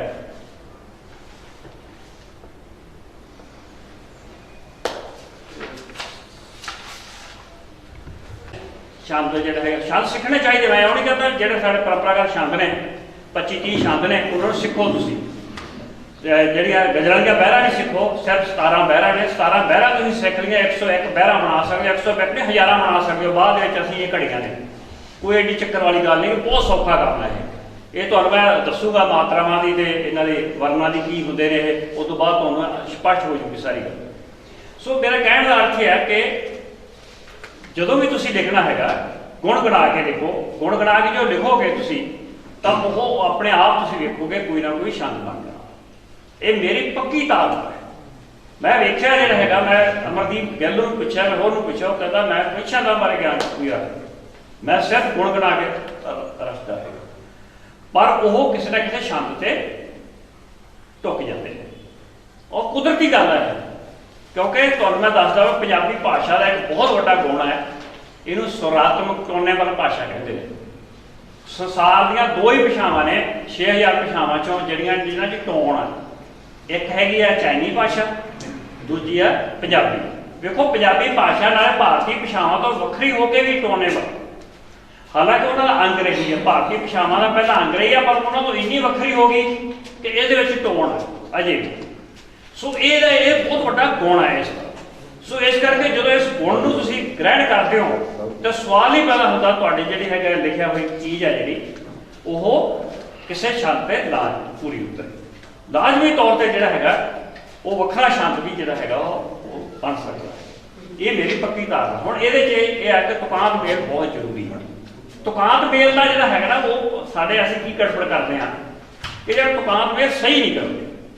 ਜਿਵੇਂ ਹੁਣ ਮੈਂ ਤੁਹਾਨੂੰ ਇੱਕ ਉਦਾਹਰਨ ਦੇਣਾ, ਤੂੜੀ ਤੰਦ ਸਾਹ ਹਾੜੀ ਵੇਚ ਵੱਟ ਕੇ, ਲੰਬੜਾਂ ਤੇ ਸ਼ਾਹਾਂ ਦਾ ਹਿਸਾਬ ਕੱਟ ਕੇ, ਵੱਟ ਕੇ ਤੇ ਕੱਟ ਕੇ, ਕਿੰਨਾ ਤੁਕਾਂਤ ਮੇਲ ਹੈ ਦਾ ਖੂਬਸੂਰਤ। ਜਿਵੇਂ ਇਹਨਾਂ ਦਾ ਤੁਕਾਂਤ ਮੇਲ ਉਮੀਦ ਨੂੰ ਨਸੀਬ ਨੂੰ, ਤੁਕਾਂਤ ਮੇਲ ਤੇ ਨੇ ਗੀਤ ਨੂੰ ਬਹੁਤ ਖਿੱਚਣਾ। ਜੇ ਤੁਹਾਡਾ ਜਾਂ ਗੀਤ ਹੈ, ਗਜ਼ਲ ਹੈ, ਜਿਹੜਾ ਜਾਂ ਰੁਬਾਈ ਹੈਗਾ, ਤੁਕਾਂਤ ਮੇਲ ਸਹੀ ਹੋਣਾ ਚਾਹੀਦਾ।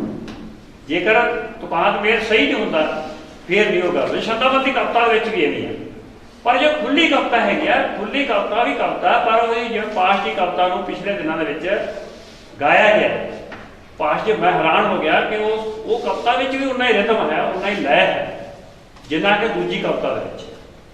ਉਹਨੂੰ ਕਿਉਂਕਿ ਇਹ ਇੱਕ ਨਾ ਅੰਗਰੇਜ਼ੀ ਦੇ ਵਿੱਚ ਹੈਗਾ ਖੁੱਲਾ ਸ਼ਬਦ, ਉਹਨੂੰ ਸੈਲਾਨੀ ਸ਼ਬਦ ਬੋਲਦੇ ਨੇ, ਖੁੱਲਾ ਸ਼ਬਦ। ਉਹ ਜਿਹੜਾ ਸਾਰੇ ਸੰਸਾਰ 'ਚ ਮਸ਼ਹੂਰ ਆ ਇਹ ਸ਼ਬਦ। ਸਾਰੇ ਸੰਸਾਰ ਦੀਆਂ ਭਾਸ਼ਾਵਾਂ ਦੇ ਵਿੱਚ ਜਿਹੜੀ ਇਹ ਖੁੱਲੀ ਕਵਿਤਾ ਰਚੀ ਜਾ ਰਹੀ ਹੈ, ਔਰ ਇਹ ਅੰਗਰੇਜ਼ੀ ਦੀ ਦੇਣ ਹੈਗੀ ਹੈ। ਉਸ ਤੋਂ ਬਾਅਦ ਸਾਰੀਆਂ ਭਾਸ਼ਾਵਾਂ ਨੇ ਇਸ ਨੂੰ ਅਪਣਾ ਲਿਆ। ਉਹ ਇੱਕ ਵੱਖਰਾ ਵਿਸ਼ਾ ਹੈ।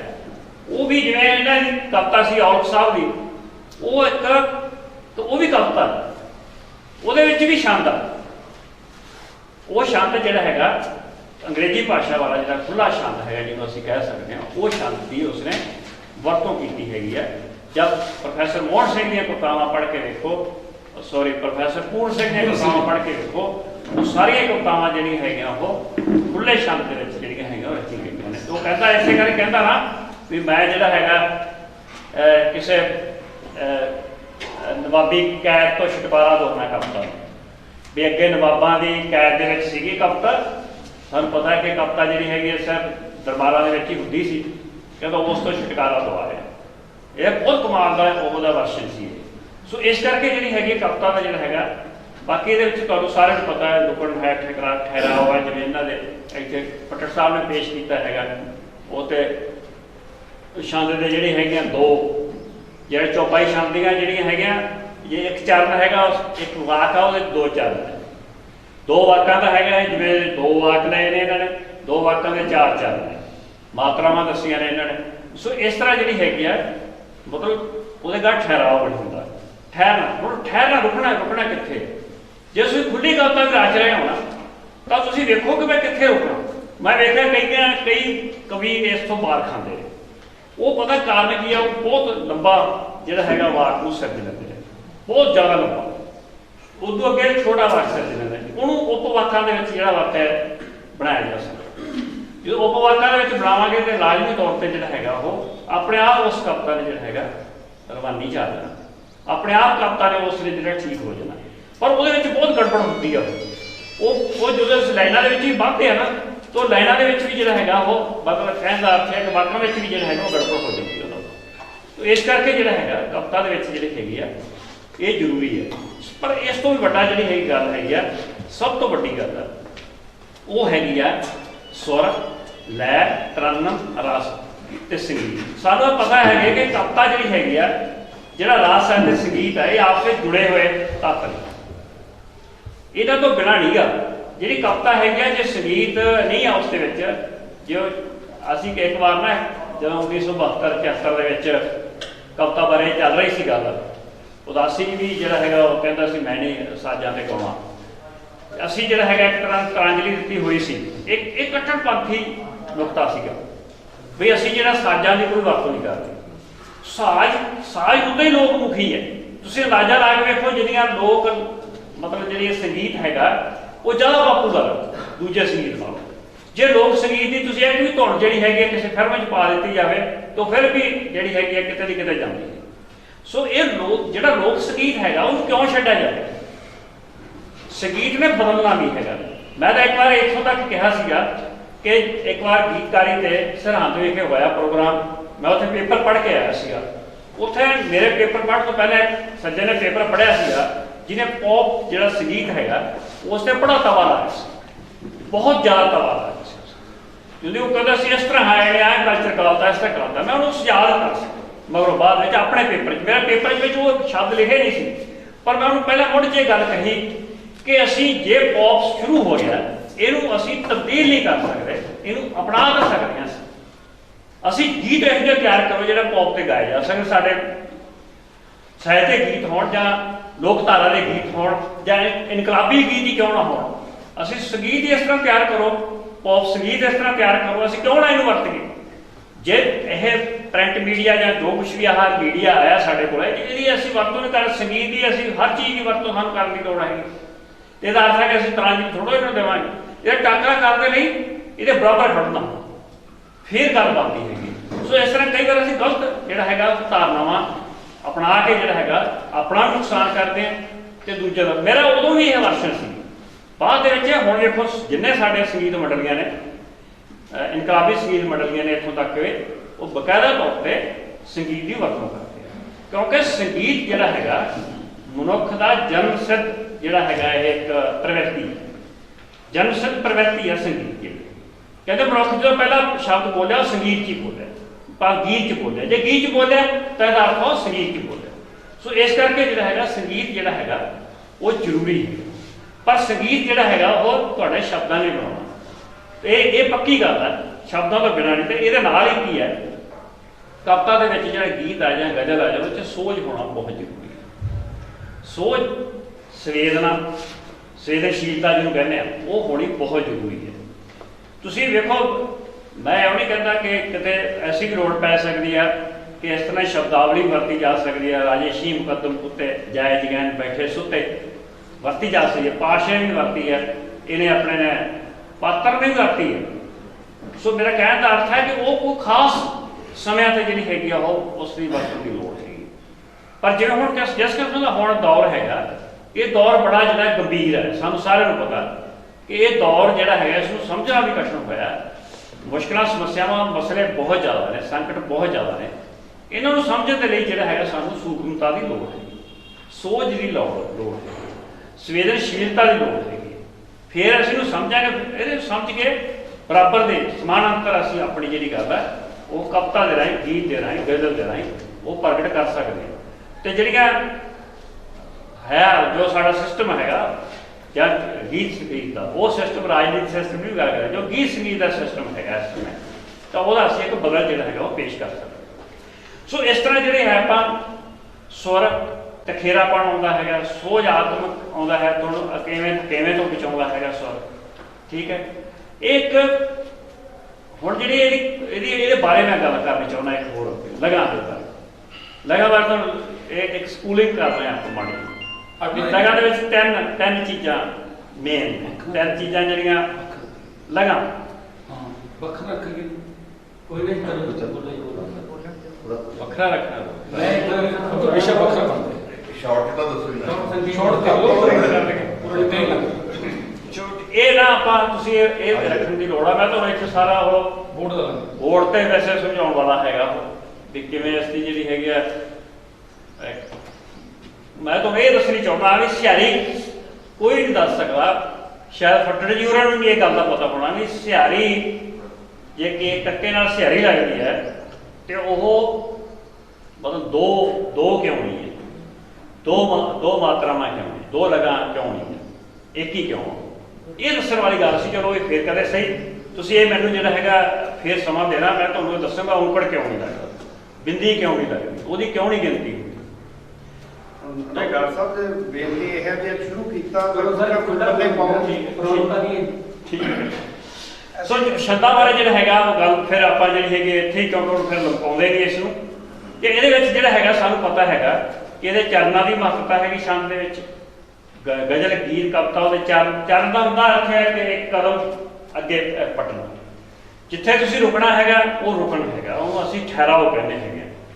ਜੇ ਤੁਸੀਂ ਉਹਦੇ ਵਿੱਚ ਇੱਕ ਤੁਕ ਦੇ ਵਿੱਚ 4 ਚਰਨ ਵੀ ਹੋ ਸਕਦੇ ਆ, 3 ਵੀ ਹੋ ਸਕਦੇ ਆ, 2 ਵੀ ਹੋ ਸਕਦੇ ਆ, 1 ਵੀ ਹੋ ਸਕਦਾ। ਇਹ ਜ਼ਰੂਰੀ ਨਹੀਂ ਹੈਗਾ ਵੀ ਤੁਸੀਂ ਇਹ ਤੁਹਾਡੇ ਤੇ ਨਿਰਭਰ ਕਰਦਾ ਹੈਗਾ, ਤੁਹਾਡੀ ਸਮਰੱਥਾ ਤੇ ਨਿਰਭਰ ਕਰਦਾ ਹੈ ਕਿ ਤੁਸੀਂ ਜਿਹੜੇ ਹੈਗੇ ਗਜ਼ਲ ਜਾਂ ਗੀਤ ਆ ਜਾਂ ਰਵਾਈ ਉਹਦੇ ਕਿੰਨੇ ਚਰਨ ਹੋਣੇ। ਔਰ ਰਵਾਈ ਲਈ ਕੋਈ ਲਿਮਿਟੇਸ਼ਨ, ਕੋਈ ਹੱਦ ਨਹੀਂ ਹੈ। ਵਰਣਾਤਮਕ ਵੀ ਲਿਖ ਸਕਦੇ ਹੋ ਤੁਸੀਂ ਰਵਾਈ ਨੂੰ, ਤੇ ਮਾਤਰਕ ਵੀ ਲਿਖ ਸਕਦੇ ਹੋ।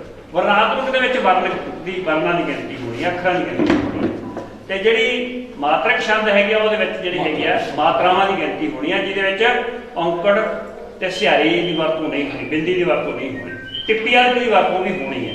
ਪਰ ਇਹਨਾਂ 'ਚ ਛੋਟ ਵੀ ਦਿੱਤੀ ਜਾ ਸਕਦੀ ਹੈ। ਇਹ ਪੰਜਾਬੀ ਦੇ ਵਿੱਚ ਆਏ ਨਾ ਸੁਰ ਕਰਕੇ ਆਏ, ਸੁਰ ਕਰਕੇ ਅਸੀਂ ਜਿਹੜਾ ਹੈਗਾ ਸ਼ਬਦਾਂ ਨੂੰ ਕੁਝ ਖਾ ਜਾਂਦੇ ਵਿੱਚੋਂ, ਜਿਵੇਂ ਵਿੱਚ ਸ਼ਬਦ ਨੂੰ ਚ ਵਰਤ ਲਿਆ। ਸੋ ਇਹ ਸ਼ਬਦ ਜਿਹੜੀ ਖਾਣਾ ਹੈਗਾ ਇਹਨੂੰ ਅਸੀਂ ਛੋਟ ਕਹਿੰਦੇ ਹਾਂ। ਇਹ ਛੋਟ ਪੰਜਾਬੀ 'ਚ ਬਹੁਤ ਤੁਸੀਂ ਲੈ ਸਕਦੇ ਹੋ, ਤੁਸੀਂ ਗਾ ਕੇ ਵੇਖਿਓ ਉਹਨੂੰ ਛੋਟ ਲੈ ਕੇ ਨਾ ਪੂਰੀ ਟੁੱਕੇਗੀ, ਇਹ 'ਚ ਬਹੁਤ ਜ਼ਿਆਦਾ ਛੋਟ ਮਿਲ ਸਕਦੀ ਹੈ ਇਹਨਾਂ ਸ਼ਬਦਾਂ ਦੇ ਵਿੱਚ। ਤੋ ਇਸ ਕਰਕੇ ਅਸੀਂ ਜਿਹੜਾ ਹੈਗਾ ਕਿੰਨੀ ਪੰਜਾਬੀ ਦੇ ਸੁਰ ਕਰਕੇ ਇਹਦੇ 'ਚ ਛੋਟ ਜਿਹੜੀ ਹੈਗੀ ਆ ਉਹ ਪ੍ਰਾਪਤ ਕਰ ਸਕਦੇ ਹਾਂ ਜਦੋਂ ਅਸੀਂ ਕੋਈ ਗਜ਼ਲ ਗੀਤ ਕਵਿਤਾ ਲਿਖਣੀ। ਅੱਗੇ ਹੈਗਾ ਇਹ ਛੰਦਾਂ ਬਾਰੇ ਜਿਹੜਾ ਹੁਣ ਮੈਂ ਫਿਰ ਆਪਾਂ ਛੇੜਦੇ ਨਹੀਂ ਹੈ। ਮੈਂ ਚਾਹੁੰਦਾ ਮੈਂ ਤੁਹਾਨੂੰ ਫੋਨ 'ਤੇ ਹੀ ਹੁਣ ਦੱਸਣਾ ਚਾਹੁੰਦਾ ਕਿ ਜਿਹੜੇ ਇਦੋਂ ਅੱਗੇ ਹੈਗਾ ਅਲੰਕਾਰ ਹੈਗਾ। ਅਲੰਕਾਰ ਬਿੰਬ, ਪ੍ਰਤੀਕ ਤੇ ਚਿੰਨ੍ਹ, ਇਹ 4 ਚੀਜ਼ਾਂ ਨੇ। ਚਾਰੇ ਚੀਜ਼ਾਂ ਇੱਕੋ ਹੀ, ਆਪਾਂ ਕਈ ਵਾਰ ਇੱਕੋ ਹੀ ਮੰਨ ਲੈਂਦੇ ਇਹਨਾਂ ਨੂੰ, ਇੱਕੋ ਵੀ ਹੁੰਦਾ। ਆਪਾਂ ਜਦੋਂ ਅਸੀਂ ਕਿਸੇ ਚੀਜ਼ ਨਾਲ ਤੁਲਨਾ ਕਰਦੇ ਹਾਂ ਉਹ ਆਪਾਂ ਕਹਿੰਦੇ ਇਹ ਤੁਲਨਾਤਮਕ ਜਿਹੜਾ ਹੈਗਾ ਅਲੰਕਾਰ ਹੈਗਾ। ਜਾਂ ਕਿਸੇ ਨੂੰ ਅਸੀਂ ਕੋਈ ਦ੍ਰਿਸ਼ ਦਾ ਦ੍ਰਿਸ਼ਟਾਂਤ ਦਿੱਤਾ ਹੈਗਾ, ਦ੍ਰਿਸ਼ਟਾਂਤ ਅਲੰਕਾਰ ਹੈਗਾ। ਜੋ ਕੋਈ ਅਤਕਥਨੀ ਸ਼ਬਦ ਵਰਤਿਆ ਹੈਗਾ ਉਹ ਲੋਕ ਗੀਤਾਂ 'ਚ ਤੁਸੀਂ ਲੈ ਸਕਦੇ ਹੋ। ਜਿਵੇਂ ਅਤਕਥਨੀ ਅਲੰਕਾਰ ਬਾਰੇ ਮੈਂ ਤੁਹਾਨੂੰ ਦੱਸਣਾ ਚਾਹੁੰਦਾ। ਅਲੰਕਾਰ ਗਹਿਣਾ ਹੈਗਾ ਜੋ ਕਵਿਤਾ ਨੂੰ ਸਵਾਰਦਾ ਹੈ। ਜਿਵੇਂ ਮੈਂ ਮੋਟਮਾਂ ਦੀ ਗੱਲ ਕੀਤੀ ਸੀ ਪਹਿਲਾਂ ਮੋਢੇ 'ਚ, ਉਹ 'ਚ ਮੈਂ ਤੁਹਾਨੂੰ ਦੱਸਦਾ ਕਿ ਵੇਖੋ ਤੁਸੀਂ ਕਮਾਲ ਦੀ ਗੱਲ ਹੈ। ਉਹ ਕਹਿੰਦਾ ਪੰਜਾਬੀ ਲੋਕ ਗੀਤ ਦੀ ਉਦਾਹਰਨ ਦੇਣੀ ਚਾਹੁੰਦਾ ਮੈਂ। ਘੁੰਡ ਕੱਢ ਲੈ ਪੱਤਨਾਂ ਦੇ ਖੜੀਏ, ਪਾਣੀਆਂ ਨੂੰ ਅੱਗ ਲੱਗ ਲੱਗੀ। ਹੁਣ ਵੇਖੋ ਤੁਸੀਂ ਪਾਣੀ ਨੂੰ ਅੱਗ ਨਹੀਂ ਲੱਗ ਸਕਦੇ, ਅਸਾਂ ਪਾਣੀ ਨੂੰ ਕਿਵੇਂ ਅੱਗ, ਪਾਣੀ ਦੀ ਅੱਗ ਬੁਝਾਉਣੀ ਹੈ। ਹੁਣ ਤੁਸੀਂ ਇਹਦੇ ਜਿਹੜੀ ਕਵਿਤਾ ਦੀ ਜਿੱਥੇ ਆਪਾਂ ਹੋਂਦ ਦੀ ਗੱਲ ਕਰਦੇ ਸੀ ਵੀ ਇਹਦੀ ਕਵਿਤਾ ਦੀ ਹੋਂਦ ਕਿੱਥੇ ਪਈ, ਇਹ ਪਾਣੀਆਂ ਨੂੰ ਅੱਗ ਲੱਗਣ ਵਿੱਚ ਹੀ ਪਈ ਹੈ ਹੋਂਦ। ਇਹਦਾ ਅਰਥ ਹੈ ਕਿ ਤੇਰਾ ਜਿਹੜਾ ਸੁੰਦਰਤਾ ਇੰਨੀ ਜ਼ਿਆਦਾ ਸੁੰਦਰਤਾ ਹੈ ਨਾ ਕੁਛ ਵੀ ਵਾਪਰ ਸਕਦਾ, ਅਣਹੋਣੀ ਵਾਪਰ ਸਕਦੀ ਹੈ। ਮਤਲਬ ਅਣਹੋਣੀ ਸ਼ਬਦ ਵਾਪਸ ਇਹਨੂੰ ਆਪਾਂ ਕਿਉਂ ਪਰਿਭਾਸ਼ਿਤ ਕਰ ਸਕਦੇ। ਸੋ ਇਸ ਤਰ੍ਹਾਂ ਜਿਹੜੀ ਜਦੋਂ ਅਲੰਕਾਰ ਤੁਸੀਂ ਵਰਤਦੇ ਹੋ ਇਸ ਤਰ੍ਹਾਂ ਦੇ ਅਲੰਕਾਰਾਂ ਦੀ ਕਿਸਮਾਂ ਬਹੁਤ, ਹੁਣ ਇਹਦੀ ਕੋਈ ਅੰਤ ਨਹੀਂ ਹੈਗਾ। ਅਲੰਕਾਰ ਬਹੁਤ ਜ਼ਿਆਦਾ ਅਲੰਕਾਰ ਨੇ। ਤੁਸੀਂ ਉਹਨੂੰ ਸ਼ਬਦ ਦੇ ਰੂਪ 'ਚ ਵੀ ਵਰਤ ਸਕਦੇ ਹੋ, ਪਹਿਲਾਂ ਮੈਂ ਦੱਸਿਆ, ਉਹਨੂੰ ਅਰਥ ਦੇ ਰੂਪ 'ਚ ਵੀ ਵਰਤ ਸਕਦੇ ਆ, ਉਹਨੂੰ ਦੋਨਾਂ ਰੂਪਾਂ 'ਚ ਵੀ ਵਰਤ ਸਕਦੇ ਹੋ। ਜਿਵੇਂ ਹੁਣ ਤੁਹਾਨੂੰ ਦੱਸਦਾ ਵੀ ਉਸ ਦਾ ਮੁਖੜਾ ਚੰਦ ਵਰਗਾ ਹੈ। ਹੁਣ ਮੁਖੜਾ ਤੇ ਚੰਦ ਇਹ ਇੱਕ ਦੂਜੇ ਦਾ ਪ੍ਰਤੀਕ ਹੈ, ਮੁਖੜਾ ਤੇ ਚੰਦ। ਸੋ ਇਹ ਜਿਹੜੀ ਹੈਗੀ ਆ ਇਹ ਪੰਜਾਬੀ ਜਿਹੜੀ ਕਵਿਤਾ ਹੈਗੀ ਆ ਇਸ ਦੇ ਵਿੱਚ ਜਿਹੜੀ ਹੈਗੀ ਇਸ ਤਰ੍ਹਾਂ ਦੇ ਸੋਝ ਜਿਹੜਾ ਹੈਗਾ ਇਹਦਾ ਸੋਝ ਪੈਦਾ ਹੁੰਦਾ। ਇਸ ਤਰ੍ਹਾਂ ਦੀ ਜਿਹੜੀ ਹੈਗੀ ਸਾਨੂੰ ਅਲੰਕਾਰਾਂ, ਬਿੰਬਾਂ, ਪ੍ਰਤੀਕਾਂ, ਚਿੰਨ੍ਹਾਂ ਦੀ ਵਰਤੋਂ ਕਰਨੀ। ਪਰ ਇਹ ਬਹੁਤ ਢੁਕਵੇਂ ਹੋਣੇ ਚਾਹੀਦੇ, ਨਵੇਂ ਪ੍ਰਤੀਕ, ਨਵੇਂ ਬਿੰਬ, ਅਲੰਕਾਰ ਵਰਤਣੇ ਚਾਹੀਦੇ। ਮੈਂ ਹੁਣ ਇੱਕ ਨਾ ਤੁਹਾਨੂੰ ਜਿਵੇਂ ਹੁਣ ਮੈਂ ਪੁਰਾਣੇ ਬਿੰਬਾਂ, ਅਲੰਕਾਰਾਂ ਦੀ ਵਰਤੋਂ ਕਰਨ ਦੀ ਲੋੜ ਨਹੀਂ। ਹੁਣ ਅਸੀਂ ਬੜੇ ਚਿਰ ਤੋਂ ਜਿਹੜਾ ਚੰਦ ਦੀ ਵਰਤੋਂ ਕਰਦੇ, ਬੜੇ ਚਿਰ ਤੋਂ ਅਸੀਂ ਵਿਰੋਧੀ ਜੋਟੇ ਜਿਹੜੇ ਅਲੰਕਾਰਾਂ ਦੇ ਜਿਹੜੇ ਹੈਗੇ ਆ, ਹਨੇਰਾ ਚਾਨਣ ਹੋਇਆ, ਸੰਯੋਗ ਵਿਯੋਗ ਹੋਇਆ, ਗਮੀ ਖੁਸ਼ੀ ਹੋਈ, ਇਹ ਵਰਤਦੇ ਹਾਂ ਅਸੀਂ। ਹੁਣ ਨਵੇਂ ਬਿੰਬ ਘੜਨ ਦੀ ਲੋੜ ਹੈ। ਨਵੇਂ ਬਿੰਬ ਘੜ ਇਹ ਸਮਰੱਥਾ ਉਹੀ ਹੈ, ਸ਼ੈਲੀ 'ਤੇ ਆ ਜਾਂਦੀ, ਭਾਸ਼ਾ 'ਤੇ ਆ ਜਾਂਦੀ ਹੈ ਵੀ ਨਵੇਂ ਬਿੰਬ ਘੜਨ ਦੀ ਲੋੜ। ਮੈਂ ਤੁਹਾਨੂੰ ਦੱਸਦਾ ਵੀ ਸਾਡੇ ਇੱਕ ਹੁਣ ਕਵਿਤਾ ਆਈ ਹੈ ਸਾਨੂੰ ਬਠਿੰਡੇ ਉਹਨੇ ਲਿਖਿਆ ਵੀ ਮੈਂ ਲੈਕਚਰਾਰ ਹਾਂ, ਉਧਰ ਸੁਣਾਈ ਸੀ, ਤੁਸੀਂ ਉਧਰ ਸੀਗੇ ਨਾ, ਉਧਰ ਉਹਨੇ ਕਵਿਤਾ ਸੁਣਾਈ, ਉੱਥੋਂ ਉਹ ਕਵਿਤਾ ਭੇਜਤੀ ਉਹਨੇ, ਉਸ ਮੈਂ ਕਵਿਤਾ ਨੂੰ ਦੁਬਾਰਾ ਪੜ੍ਹਿਆ। ਉਹ ਕਵਿਤਾ ਇੰਨੀ ਕਮਾਲ ਦੇ ਨਵੇਂ ਅਲੰਕਾਰ ਵਰਤੇ ਨੇ ਉਸੇ, ਔਰ ਬੜੀ ਸਮਝ ਆਉਣ ਵਾਲੀ ਕਵਿਤਾ ਹੈ, ਬੜੀ ਸਪਸ਼ਟ ਤੇ ਸਿੱਧੀ ਕਵਿਤਾ ਹੈਗੀ ਉਹ, ਜਦੋਂ ਸ਼ਬਦਾਂ ਦੇ ਰੂਪ ਦੇ ਵਿੱਚ ਉਹਨੇ ਜਿਹੜੀ ਆਹ ਵਰਤੀ ਹੈਗੀ ਆ, ਜੋ ਟੈਕਨੋਲੋਜੀ ਹੈਗੀ, ਉਹ ਟੈਕਨੋਲੋਜੀ ਬੱਚੇ ਦੇ ਕਿਵੇਂ ਅਸਰ ਤੇ ਉਹਦਾ ਜਿਹੜਾ ਪਾਪਾ ਹੈਗਾ ਬੱਚੇ ਦਾ ਉਹ ਕਿਵੇਂ ਸੋਚ, ਬੜੀ ਕਮਾਲ ਦੀ ਕਵਿਤਾ। ਸੋ ਇਸ ਤਰ੍ਹਾਂ ਦੇ ਬਿੰਬ ਅਲੰਕਾਰ ਵਰਤਣ ਦੇ ਨਾਲ ਜੀ ਨਾਲ ਤਾਂ ਭਾਸ਼ਾ ਅਮੀਰ ਹੁੰਦੀ ਹੈ, ਨਾਲੇ ਉਹ ਤੁਹਾਡੇ ਨਵੇਂ ਵਿਚਾਰ ਹੈ ਜੋ ਅੱਜ ਦਾ ਵਿਸ਼ਵੀਕਰਨ ਉਸ ਦਾ ਟਾਕਰਾ ਕਰਨ ਦੇ ਲਈ ਅਸੀਂ ਜਿਹੜਾ ਇਸ ਵਿਸ਼ਵੀਕਰਨ ਨੂੰ ਸਮਝ ਸਕਦੇ ਹਾਂ, ਉਹਦਾ ਟਾਕਰਾ ਕਿਵੇਂ ਕਰਨਾ, ਉਹਦੇ 'ਚ ਉਹਨੇ ਪ੍ਰਸ਼ਨ ਛੱਡਿਆ ਵੀ ਮੈਂ ਕੀ ਕਰਾਂ। ਬਹੁਤ ਕਮਾਲ ਦੀ ਚੀਜ਼ ਆ, ਉਹ ਕਹਿੰਦਾ ਮੈਂ ਕੀ ਕਰਾਂ। ਉਹਦਾ ਪਾਪਾ ਸੋਚਦਾ ਵੀ ਮੇਰਾ ਬੱਚਾ ਇਸ ਤਰ੍ਹਾਂ ਵਹਿਣ 'ਚ ਜਾ ਰਿਹਾ, ਇਸ ਤਰ੍ਹਾਂ ਇਹਦੀ ਸਥਿਤੀ ਕਰ ਦਿੱਤੀ ਹੈ। ਉਹ ਟੀਵੀ ਨਾਲ ਕਿਵੇਂ ਆ, ਖੇਡਾਂ ਨਾਲ ਕਿਵੇਂ ਆ, ਉਹ ਕਿਸ ਕਿਸਮ ਦੀਆਂ ਖੇਡਾਂ ਚਾਹੁੰਦਾ, ਕਿਸ ਕਿਸਮ ਦਾ ਉਹ ਖਾਣਾ ਚਾਹੁੰਦਾ, ਕਿਸ ਕਿਸਮ ਦਾ ਉਹ ਪਹਿਨਣਾ ਚਾਹੁੰਦਾ, ਸਾਰਾ ਉਹਨੇ ਦਿੱਤਾ। ਉਹ ਪਾਪਾ ਸੋਚਦਾ ਮੈਂ ਕੀ ਕਰਾਂ, ਬੜੀ ਗੁੰਝਲਦਾਰ ਸਥਿਤੀ ਹੈ। ਤਾਂ ਇਸ ਤਰ੍ਹਾਂ ਜਿਹੜੀ ਇਹਨੂੰ ਪ੍ਰਸ਼ਨਾਤਮਕ ਵਿਧੀ ਬੋਲਦੇ ਹਾਂ ਅਸੀਂ, ਜਿਹੜੇ ਇਹਦੇ ਅਸੀਂ ਲੰਬੀ ਚੌੜੀ ਗੱਲ ਕੀਤੀ ਸੀ ਜਗਰਾਜ ਧੌਲਾ ਹੋਰਾਂ ਨਾਲ ਕਿ ਆਪਾਂ ਜਿਹੜੀ ਹੈਗੀ ਆ ਆਲੋਚਨਾਤਮਕ ਵਿਧੀ, ਪ੍ਰਸ਼ਨਾਤਮਕ ਵਿਧੀ, ਹਾਸਜਨਕ ਵਿਧੀ, ਕਰਨਾ ਵਿਧੀ, ਤਰਾਸਦਿਕ ਵਿਧੀ ਜਿਹਨੂੰ ਕਹਿੰਦੇ ਆਪਾਂ, ਇਤਿਹਾਸ ਮਿਥਿਹਾਸ ਦੀ ਵਿਧੀ, ਜਿਹੜੀ ਆਪਾਂ ਵਿਰਸੇ ਨਾਲ ਸੰਬੰਧਿਤ ਗੱਲਾਂ ਸੁਣਦੇ ਹਾਂ, ਜਿਹੜੀਆਂ ਅਕਸਰ ਜਿਹੜੇ ਡਾਕਟਰ ਟੱਲੇਵਾਲ ਜੀ ਤੋਂ ਆਪਾਂ ਪਿਛਲੇ ਸਮੇਂ ਸੁਣਿਆ ਖਾਲਸੇ ਦੀ ਸਾਜਨਾ ਵਾਲਾ ਉਹ ਸਾਡੇ ਇਤਿਹਾਸਕ ਵਿਰਸੇ, ਉਹ ਇਤਿਹਾਸ ਮਿਥਿਹਾਸ ਦੀ ਵਿਧੀ ਹੈ। ਸੋ ਇਹ ਵਿਧੀਆਂ ਨੇ ਸਾਰੀਆਂ। ਸੋ ਇਸ ਤਰ੍ਹਾਂ ਜਿਹੜੀ ਹੈਗੀ ਆ ਆਪਾਂ ਜਿਹੜੇ ਹੈ ਨਵੇਂ ਅਲੰਕਾਰ, ਨਵੇਂ ਬਿੰਬ ਪ੍ਰਤੀਕ ਚੰਨ ਘੜਨ ਦੀ ਲੋੜ ਹੈਗੀ ਆ।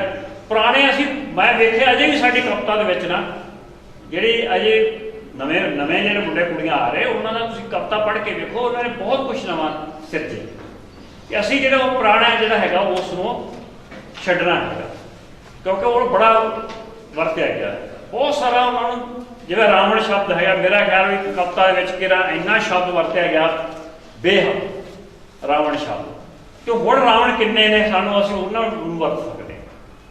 ਇਸ ਤਰ੍ਹਾਂ ਜਿਹੜੀ ਹੈਗੀ ਇਹ ਆਪਾਂ ਜਿਹੜੀ ਹੈਗੇ ਇਸ ਤਰ੍ਹਾਂ ਜਿਹੜੀ ਅਲੰਕਾਰਾਂ ਬਿੰਬਾਂ ਪ੍ਰਤੀਕਾਂ ਇਹਨਾਂ ਨੂੰ ਵਰਤ ਕੇ ਕਵਿਤਾ ਨੂੰ ਜਿਹੜਾ ਹੈਗਾ ਹੋਰ ਖੂਬਸੂਰਤ ਬਣਾ ਸਕਦੇ।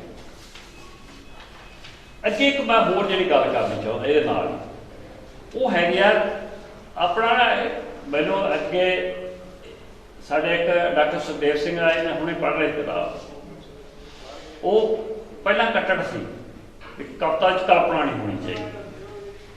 ਕਲਪਨਾ ਦਾ ਭਾਵ ਇਹ ਨਹੀਂ ਹੈ ਕਿ ਜਿਹੜੀ ਕਲਪਨਾ ਆਹ ਕਲਪਨਾ ਜਿਹੜੀ ਹੈਗੀ ਵਿਚਾਰਾਂ ਦੀ ਉਹੀ ਸਿੱਧ ਪੱਧਰੀ ਹੋਵੇ, ਇਹ ਕਲਪਨਾ ਨਹੀਂ। ਉਹ ਕਲਪਨਾ ਸ਼ਬਦਾਂ ਦੀ ਹੈ, ਪਰ ਅਰਥ ਉੱਥੇ ਉਵੇਂ ਆਪਾਂ ਅਰਥ ਉਵੇਂ ਲੱਭਣਾ ਉਸ ਕਲਪਨਾ ਦੇ ਵਿੱਚ। ਜਿਵੇਂ ਮੈਂ ਇੱਕ ਟੋਪ ਜਿਹੜੀ ਹੈਗੀ ਉੱਥੋਂ ਨੋਟ ਕੀਤੀ ਸੀ ਘਰੇ, ਤਾਰਿਆਂ ਤੱਕ ਹੈ ਮੰਜ਼ਿਲ ਸਾਡੀ, ਤੁਰਦੇ ਰਹੇ ਤਾਂ ਪੁੱਜ ਜਾਵਾਂਗੇ। ਹੁਣ ਤਾਰਿਆਂ ਤੱਕ ਤਾਂ ਪਹੁੰਚ ਨਹੀਂ ਸਕਦੇ ਕਲਪਨਾ, ਪਰ ਇਹਦੇ ਪਿੱਛੇ ਅਰਥ ਕੀ ਨੇ?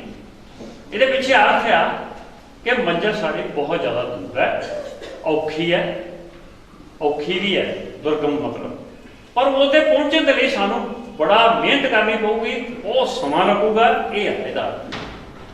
ਸੋ ਇਸ ਕਰਕੇ ਜਿਹੜੀ ਹੈਗੀ ਅਸੀਂ ਕਲਪਨਾ ਸ਼ਬਦ ਜਿਹੜੀ ਸ਼ਬਦਾਂ ਦੀ ਕਲਪਨਾ ਵਰਤਣੀ ਹੈ, ਵਿਚਾਰਧਾਰਕ ਕਲਪਨਾ ਨਾ ਇਸ ਤਰ੍ਹਾਂ ਦੀ ਹੋਵੇ ਕਿ ਜਿਹੜੀ ਹੈਗੀ ਤੁਹਾਨੂੰ ਉਹ ਕਿਸੇ ਪਾਸੇ ਉਹਦਾ ਕੋਈ ਮੰਤਵ ਵੀ ਨਾ ਹੋਵੇ, ਕਿਸੇ ਦਿਸ਼ਾ ਕੋਈ ਦਿਸ਼ਾ ਨਾ ਦੇਵੇ, ਕੋਈ ਸੇਧ ਨਾ ਦੇਵੇ, ਉਹ ਤੋਂ ਅਸੀਂ ਪਰਹੇਜ਼ ਕਰਨ ਦੀ ਲੋੜ ਹੈਗੀ ਹੈ। ਇਸੇ ਤਰ੍ਹਾਂ ਜਿਹੜੀ ਹੈਗੀ ਆ ਮੈਂ ਹੋਰ ਤੁਹਾਨੂੰ ਉਹਨੇ ਇੱਕ ਕਰਨਾ ਚਾਹੁੰਦਾ, ਇਸ ਤਰ੍ਹਾਂ ਤੁਹਾਨੂੰ ਇੱਕ ਰੋਮਾਂਟਿਕ ਜਿਹੜੀ ਗੱਲ ਉਹਦੇ ਰਾਹੀਂ ਦੱਸਣਾ ਚਾਹੁੰਦਾ। ਉਹ ਕਹਿੰਦਾ ਤੈਨੂੰ ਭੁਲੇਖਾ ਹੈ, ਤੇਰਾ ਭੁਲੇਖਾ ਦੂਰ ਕਰਾਂਗਾ ਮੈਂ, ਆਪਣੇ ਲਹੂ ਨਾਲ ਤੇਰੀ ਮੰਗ ਸੰਧੂਰ ਭਰਾਂਗਾ ਮੈਂ, ਚੰਨ ਤੋੜ ਕੇ ਆਕਾਸ਼ 'ਚ ਤੇਰੇ ਮੱਥੇ ਤੇ ਲਾ ਦੇਵਾਂਗਾ, ਆਕਾਸ਼ ਵਿੱਚ ਜਾਣ ਦੇ 100 ਮੁਸੀਬਤਾਂ ਵੀ ਚਰਾਂਗਾ। ਨਾ ਦਾ ਚੰਨ ਆਕਾਸ਼ 'ਚੋਂ ਟੁੱਟ ਕੇ ਮੱਥੇ ਤੇ ਲੱਗਣਾ, ਠੀਕ ਹੈ ਨਾ, ਮਤਲਬ ਜਿਹੜਾ ਹੈਗਾ ਲਹੂ ਨਾਲ ਸੰਧੂਰ ਜਿਹੜਾ ਚਲੋ ਇਹ ਭਰਿਆ ਜਾ ਸਕਦਾ, ਪਰ ਹੈ ਇਹ ਔਖਾ ਕੰਮ।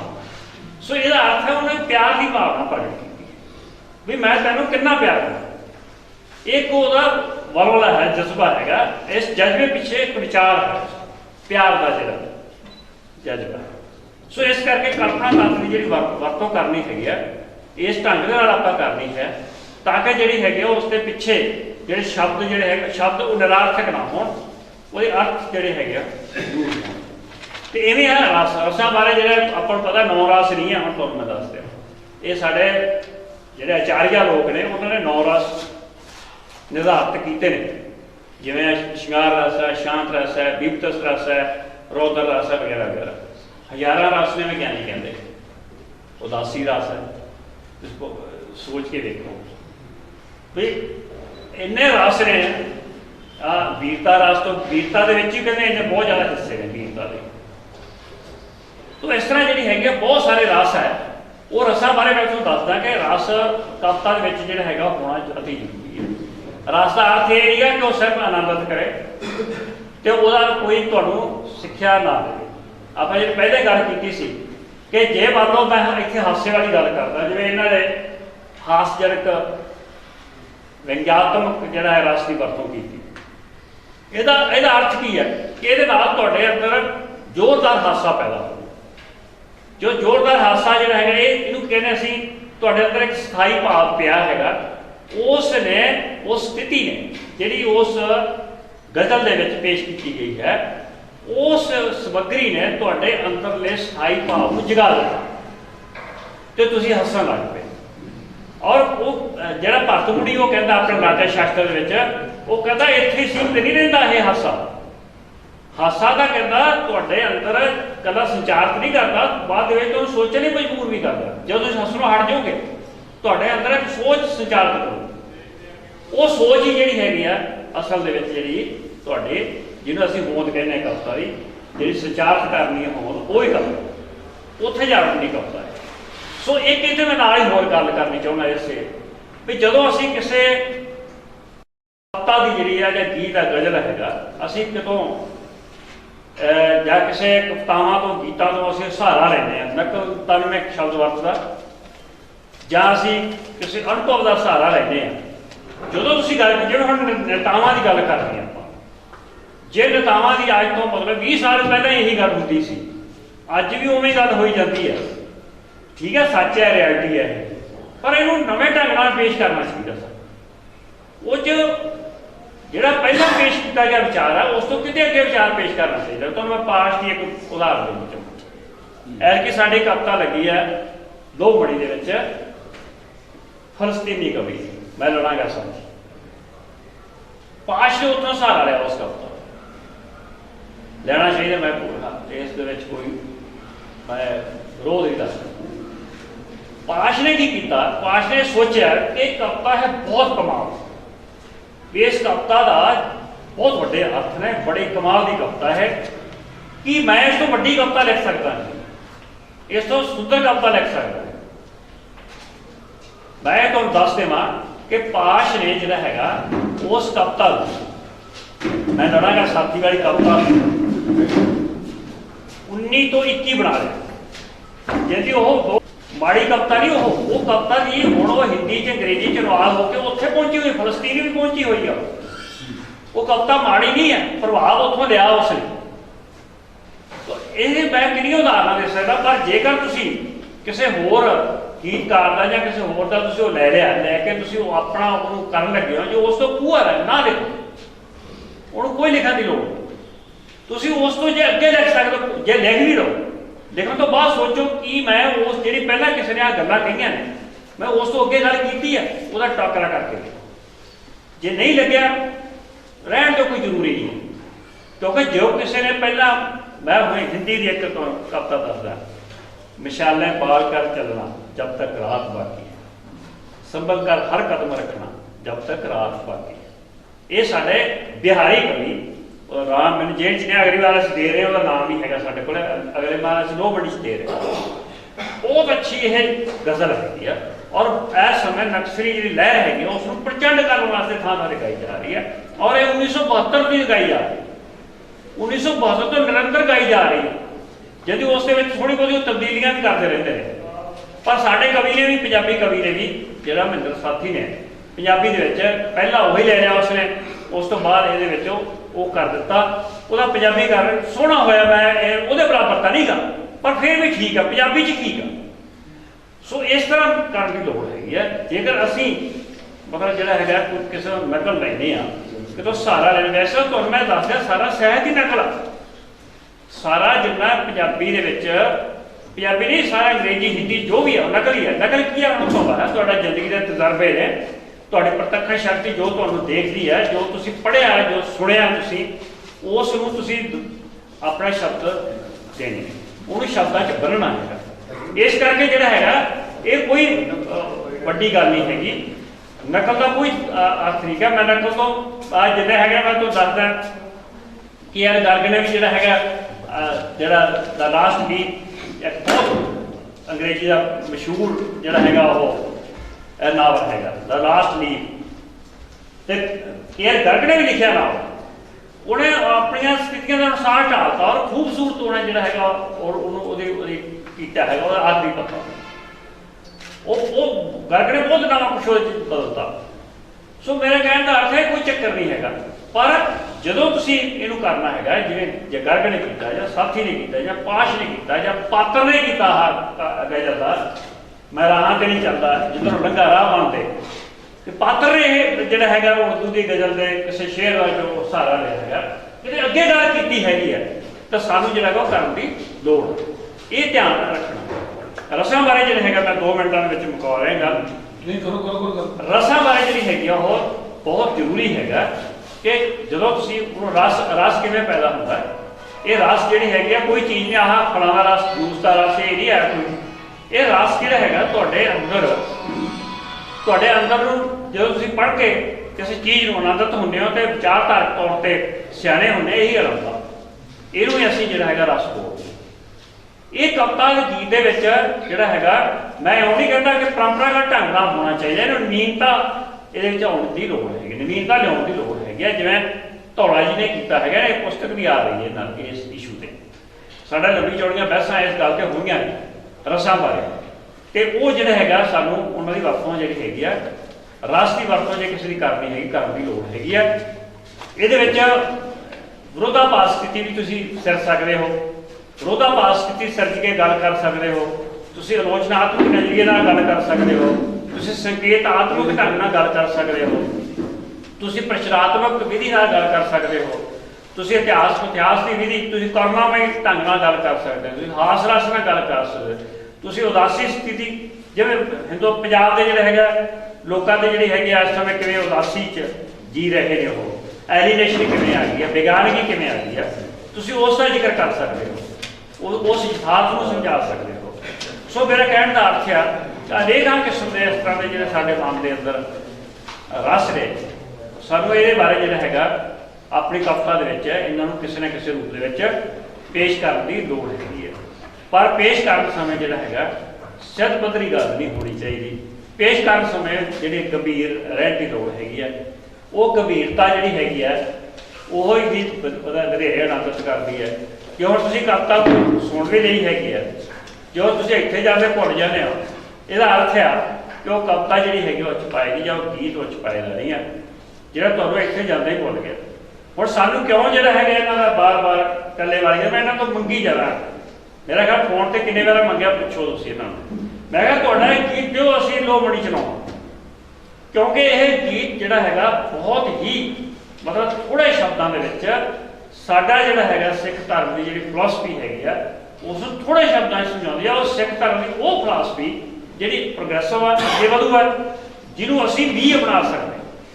ਇਹੀ ਤਾਂ ਗੱਲਾਂ ਨੇ, ਆਹੀ ਤਾਂ ਸਾਹਿਤ ਦਾ ਹੋਰ ਰੋਲ ਕੀ ਹੈ, ਕਵਿਤਾ ਦਾ ਹੋਰ ਰੋਲ ਕੀ ਹੈ, ਗੀਤ ਦਾ ਹੋਰ ਰੋਲ ਕੀ ਹੈ, ਗੀਤ ਦੀ ਮਹੱਤਤਾ ਕੀ ਹੈ, ਇਹੀ ਮਹੱਤਤਾ ਹੈ ਗੀਤ ਕਿ ਉਸਨੇ ਜਿਹੜਾ ਹੈਗਾ ਤੁਹਾਨੂੰ, ਜਿਹੜੇ ਮੇਰੇ ਵਰਗੇ ਬੰਦੇ ਨੂੰ ਵੀ ਜਿਹੜਾ ਇਸ ਕਵਿਤਾ ਨੇ, ਇਸ ਜਿਹੜੇ ਗੀਤ ਨੇ ਟੁੰਬਿਆ ਹੈ, ਤਾਂ ਇਹਦਾ ਅਰਥ ਹੈ ਕਿ ਇਹ ਗੀਤ ਜਿਹੜਾ ਹੈਗਾ ਜੇਲ੍ਹ 'ਚੋਂ ਨਹੀਂ ਨਿਕਲੇਗਾ। ਜਿਹੜਾ ਜੇਲ੍ਹ 'ਚੋਂ ਨਿਕਲੇ ਦਾ ਅਰਥ ਹੈ ਤੁਹਾਡੇ ਵਿਚਾਰ ਨੂੰ ਪ੍ਰਭਾਵਿਤ ਕਰ ਰਿਹਾ, ਤੁਹਾਡੇ ਵਿਚਾਰਾਂ ਨੂੰ ਉਤੇਜਿਤ ਕਰ ਰਿਹਾ, ਤੁਹਾਡੇ ਵਿਚਾਰਾਂ ਨੂੰ ਪਰਿਪੱਕ ਕਰ ਰਿਹਾ। ਇਹ ਹੈ ਗੀਤ ਦੀ ਜਿਹੜੀ ਹੈਗੀ ਇੱਕ ਜਾਂ ਕਵਿਤਾ ਦੀ ਇੱਕ ਧਾਰਨਾ, ਇੱਕ ਕਵਿਤਾ ਦਾ ਜਿਹੜੇ ਪ੍ਰਵਿਰਤੀ। ਸੋ ਇਸ ਕਰਕੇ ਜਿਹੜਾ ਹੈਗਾ ਸਾਨੂੰ ਮਤਲਬ ਇਹ ਚੇਤਨ ਹੋਣ ਦੀ ਲੋੜ ਹੈਗੀ ਕਿ ਜੇਕਰ ਅਸੀਂ ਜਿਹੜਾ ਹੈਗਾ ਚੰਗੇ ਕਵੀ ਬਣਨਾ ਹੈਗਾ, ਚੰਗੇ ਗੀਤਕਾਰ ਬਣਨਾ ਹੈ, ਸਾਨੂੰ ਗੀਤਕਾਰਾਂ ਦੀਆਂ ਉਹਨਾਂ ਦੀਆਂ ਸਾਨੂੰ ਜਿਹੜੀਆਂ ਉਹ ਪੜ੍ਹਨ ਦੀ ਲੋੜ ਹੈਗੀ। ਮੈਂ ਇੱਥੇ ਕੁਝ ਨਾ ਗੱਲਾਂ ਜਿਹੜੀਆਂ ਹੈਗੀਆਂ ਹੋਰ ਬਹੁਤ ਸਾਰੀਆਂ ਨੋਟ ਕਰਕੇ ਲਿਆ ਸੀ, ਬੜੀ ਕਮਾਲ ਦੀ ਐਸੀ ਸ਼ਾਇਰੀ ਹੈ ਇਸ ਬੰਦੇ ਦੀ। ਹਰਜਿੰਦਰ ਕੰਗ। ਇਹਦੀ ਸ਼ਾਇਰੀ ਜਿਹੜੀ ਹੈਗੀ ਆ, ਮੈਂ ਤੇ ਲੰਬਾ ਕੰਮ ਕੀਤਾ ਇਸ ਬੰਦੇ ਤੇ। ਇਹਦੀ ਸ਼ਾਇਰੀ ਨੂੰ ਜਦੋਂ ਅਸੀਂ ਦੇਖਦੇ ਹੈਗਾ, ਇੰਨਾ ਅਰਥ ਸੰਚਾਰਿਤ ਕਰਦੀ ਹੈ, ਇਹ ਬਹੁਤ ਜ਼ਰੂਰੀ ਹੈ। ਕਈ ਵਾਰ ਨਾ ਅਸੀਂ ਸਿੱਧੇ ਅਰਥ ਵੀ ਉਹਦੇ ਠੀਕ ਹੁੰਦੇ ਆ, ਜਦੋਂ ਸਿੱਧੇ ਅਰਥ ਕਰਦੇ ਹਾਂ ਅਸੀਂ, ਉਹਦੇ ਪਿੱਛੇ ਹੋਰ ਅਰਥ ਹੁੰਦੇ ਆ, ਉਹ ਵੀ ਠੀਕ ਹੁੰਦੇ ਆ, ਉਹ ਤੋਂ ਪਿੱਛੇ ਵੀ ਹੋਰ ਅਰਥ ਹੁੰਦੇ ਆ। ਇਹਨੂੰ ਕੀ ਕਹਿੰਦੇ ਅਸੀਂ? ਸ਼ਬਦ ਸੁੰਦਰਤਾ, ਸ਼ਬਦ ਸੰਵੇਦਨਾ, ਸ਼ਬਦ ਤਰੀਕਾ, ਸ਼ਬਦ ਸੋਚ। ਇਹ ਹੁੰਦੇ ਨੇ ਸ਼ਬਦ ਸੋਚ, ਸ਼ਬਦ ਸਰਲਤਾ, ਸ਼ਬਦ ਸ਼ਿਲਪਕਾਰੀ, ਜਿਹਨੂੰ ਅਸੀਂ ਘੜਨਾ ਕਹਿੰਦੇ। ਇਹ ਜ਼ਰੂਰੀ ਹੈ ਵੀ ਇੰਨੀਆਂ ਚੀਜ਼ਾਂ ਜ਼ਰੂਰੀ ਨੇ ਵੀ ਕੋਈ ਇੱਕੋ ਲਾਈਨ ਦੇ ਵਿੱਚੋਂ ਕਹਿੰਦਾ ਤੇਰਾ ਸੁਪਨਾ ਵੀ ਅੱਖੀਆਂ 'ਚ ਲੱਗਿਆ ਨਹੀਂ ਜਾਣਾ, ਮੋਤੀ ਹੰਝੂਆਂ ਦਾ ਸਾਬਕਾ ਕੋਈ ਰੱਖਿਆ ਨਹੀਂ ਹੈ। ਮੋਤੀ ਹੰਝੂਆਂ ਦਾ ਸਾਬਕਾ ਕੋਈ ਰੱਖਿਆ ਨਹੀਂ। ਮਤਲਬ ਇਹ ਕਵਿਤਾ ਜਿਹੜੀ ਹੈਗੀ ਨਾ, ਜਦੋਂ ਅਸੀਂ ਇਸ ਤਰ੍ਹਾਂ ਦੀ ਜਿਹੜੀ ਹੈਗੀ ਭਾਵਨਾ, ਇਸ ਤਰ੍ਹਾਂ ਦੀਆਂ ਜਿਹੜਾ ਹੈਗਾ ਉਸ ਨੂੰ ਉਹ ਪਰਿਭਾਸ਼ਿਤ ਕਰਦਾ। ਇੰਜ ਵੀ ਹੁੰਦਾ ਸੁਪਨੇ ਸਾਰੇ ਖੁਦ ਬਣਾਉਣੇ ਪੈ ਜਾਂਦੇ ਨੇ, ਕਦੇ ਕਦੇ ਜੋ ਅੰਗ ਨਿਕਾਰੇ ਆਪ ਕਟਾਉਣੇ ਪੈ ਜਾਂਦੇ ਨੇ, ਕਦੇ ਕਦੇ ਜੋ ਅੰਗ ਨਿਕਾਰੇ ਆਪ ਕਟਾਉਣੇ ਪੈ ਜਾਂਦੇ। ਕਮਾਲ ਦੀ ਗੱਲ ਹੈਗੀ ਹੈ। ਦੇਖੋ ਸੁਪਨੇ ਨੂੰ, ਇਹਦਾ ਅਰਥ ਜ਼ਿੰਦਗੀ ਹੈ।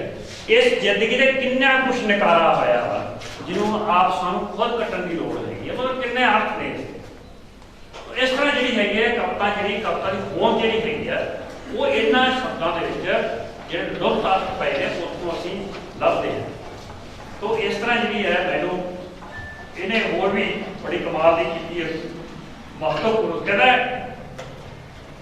ਤੇਰੇ ਨਾਲ ਨਸੀਬ ਮੈਨੂੰ ਜ਼ਿੰਦਗੀ ਦਾ ਸਾਥ ਵੇ, ਤੇਰੇ ਬਿਨਾਂ ਦਿਲ ਦੀਆਂ ਸੰਧਰਾਂ ਉਦਾਸ ਵੇ। ਮੈਨੂੰ ਇਸ ਤਰ੍ਹਾਂ ਡੁੱਬ ਗਿਆ, ਉਹਨੂੰ ਬਚਾਉਣਾ ਮੁਸ਼ਕਲ।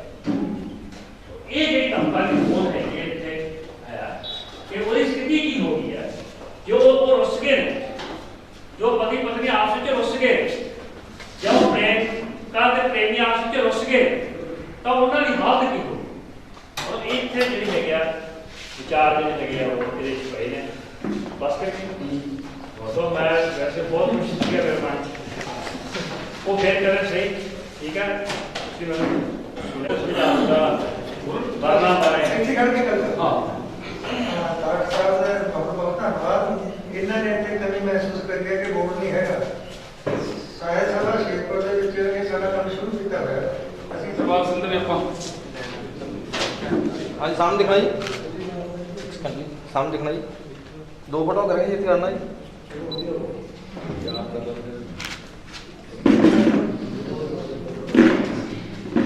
हाँ जी सामने स्कैन कीजिए इसका।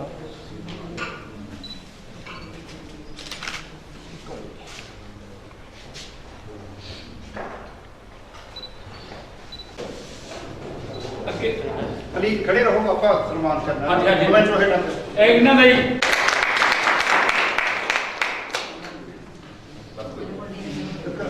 ਆ ਜਾਓ। ਆ ਜਾ ਇੱਧਰ ਆ ਜਾ, ਇੱਧਰ ਆ ਜਾ। ਕੋਈ ਨਹੀਂ, ਕੁਝ ਬਸ ਸਾਡੇ ਮੁਕਾਬਲਾ ਜਿਹੜਾ ਪਿਛਲੇ ਮਹੀਨੇ ਹੋਇਆ ਸੀ, हाँ जी सामने दिखना जी। ਉਹਦੇ ਵਿੱਚ ਦਰਬਾਰ ਸਿੰਘ ਬਦਰਾ, ਜਿਹਨੂੰ ਅਸੀਂ ਪਿਆਰ ਨਾਲ ਫੌਜੀ ਕਹਿੰਦੇ ਆ, ਉਹ ਉਹਨਾਂ ਦੀ ਜਿਹੜੀ ਕਵਿਤਾ ਸੀ ਪਹਿਲੇ ਨੰਬਰ ਤੇ ਆਈ ਸੀ। ठीक है जी। ਇਸ ਤੋਂ ਬਾਅਦ ਉਹਨਾਂ ਨੂੰ ਬੇਨਤੀ ਕਰੂੰਗਾ ਆਓ ਜੀ ਦਰਬਾਰ ਗੁਰਮੀਤ ਸਿੰਘ ਚੱਲੇਵਾਲੀਆ ਯਾਦਗਾਰੀ ਪੁਰਸਕਾਰ ਦਿੰਦੇ ਆ ਜਿਹੜਾ ਨਾਲ ਆ ਜਾ। हाँ जी सामने जी, ਲਓ ਸਰ। ठीक है जी। ਆਜੋ ਆਜੋ ਕਹਿ ਰਹੇ ਆਜੋ ਆਜੋ ਆਓ ਜੀ ਆਜੋ ਆਜੋ। ਇਹ ਬਿਰਦਲਾਲ ਐਵੇਂ ਬੈਠਾ ਰਹਿੰਦਾ ਹੈ। ਇਹ ਸਾਡਾ हाँ जी सामने दिखना जी।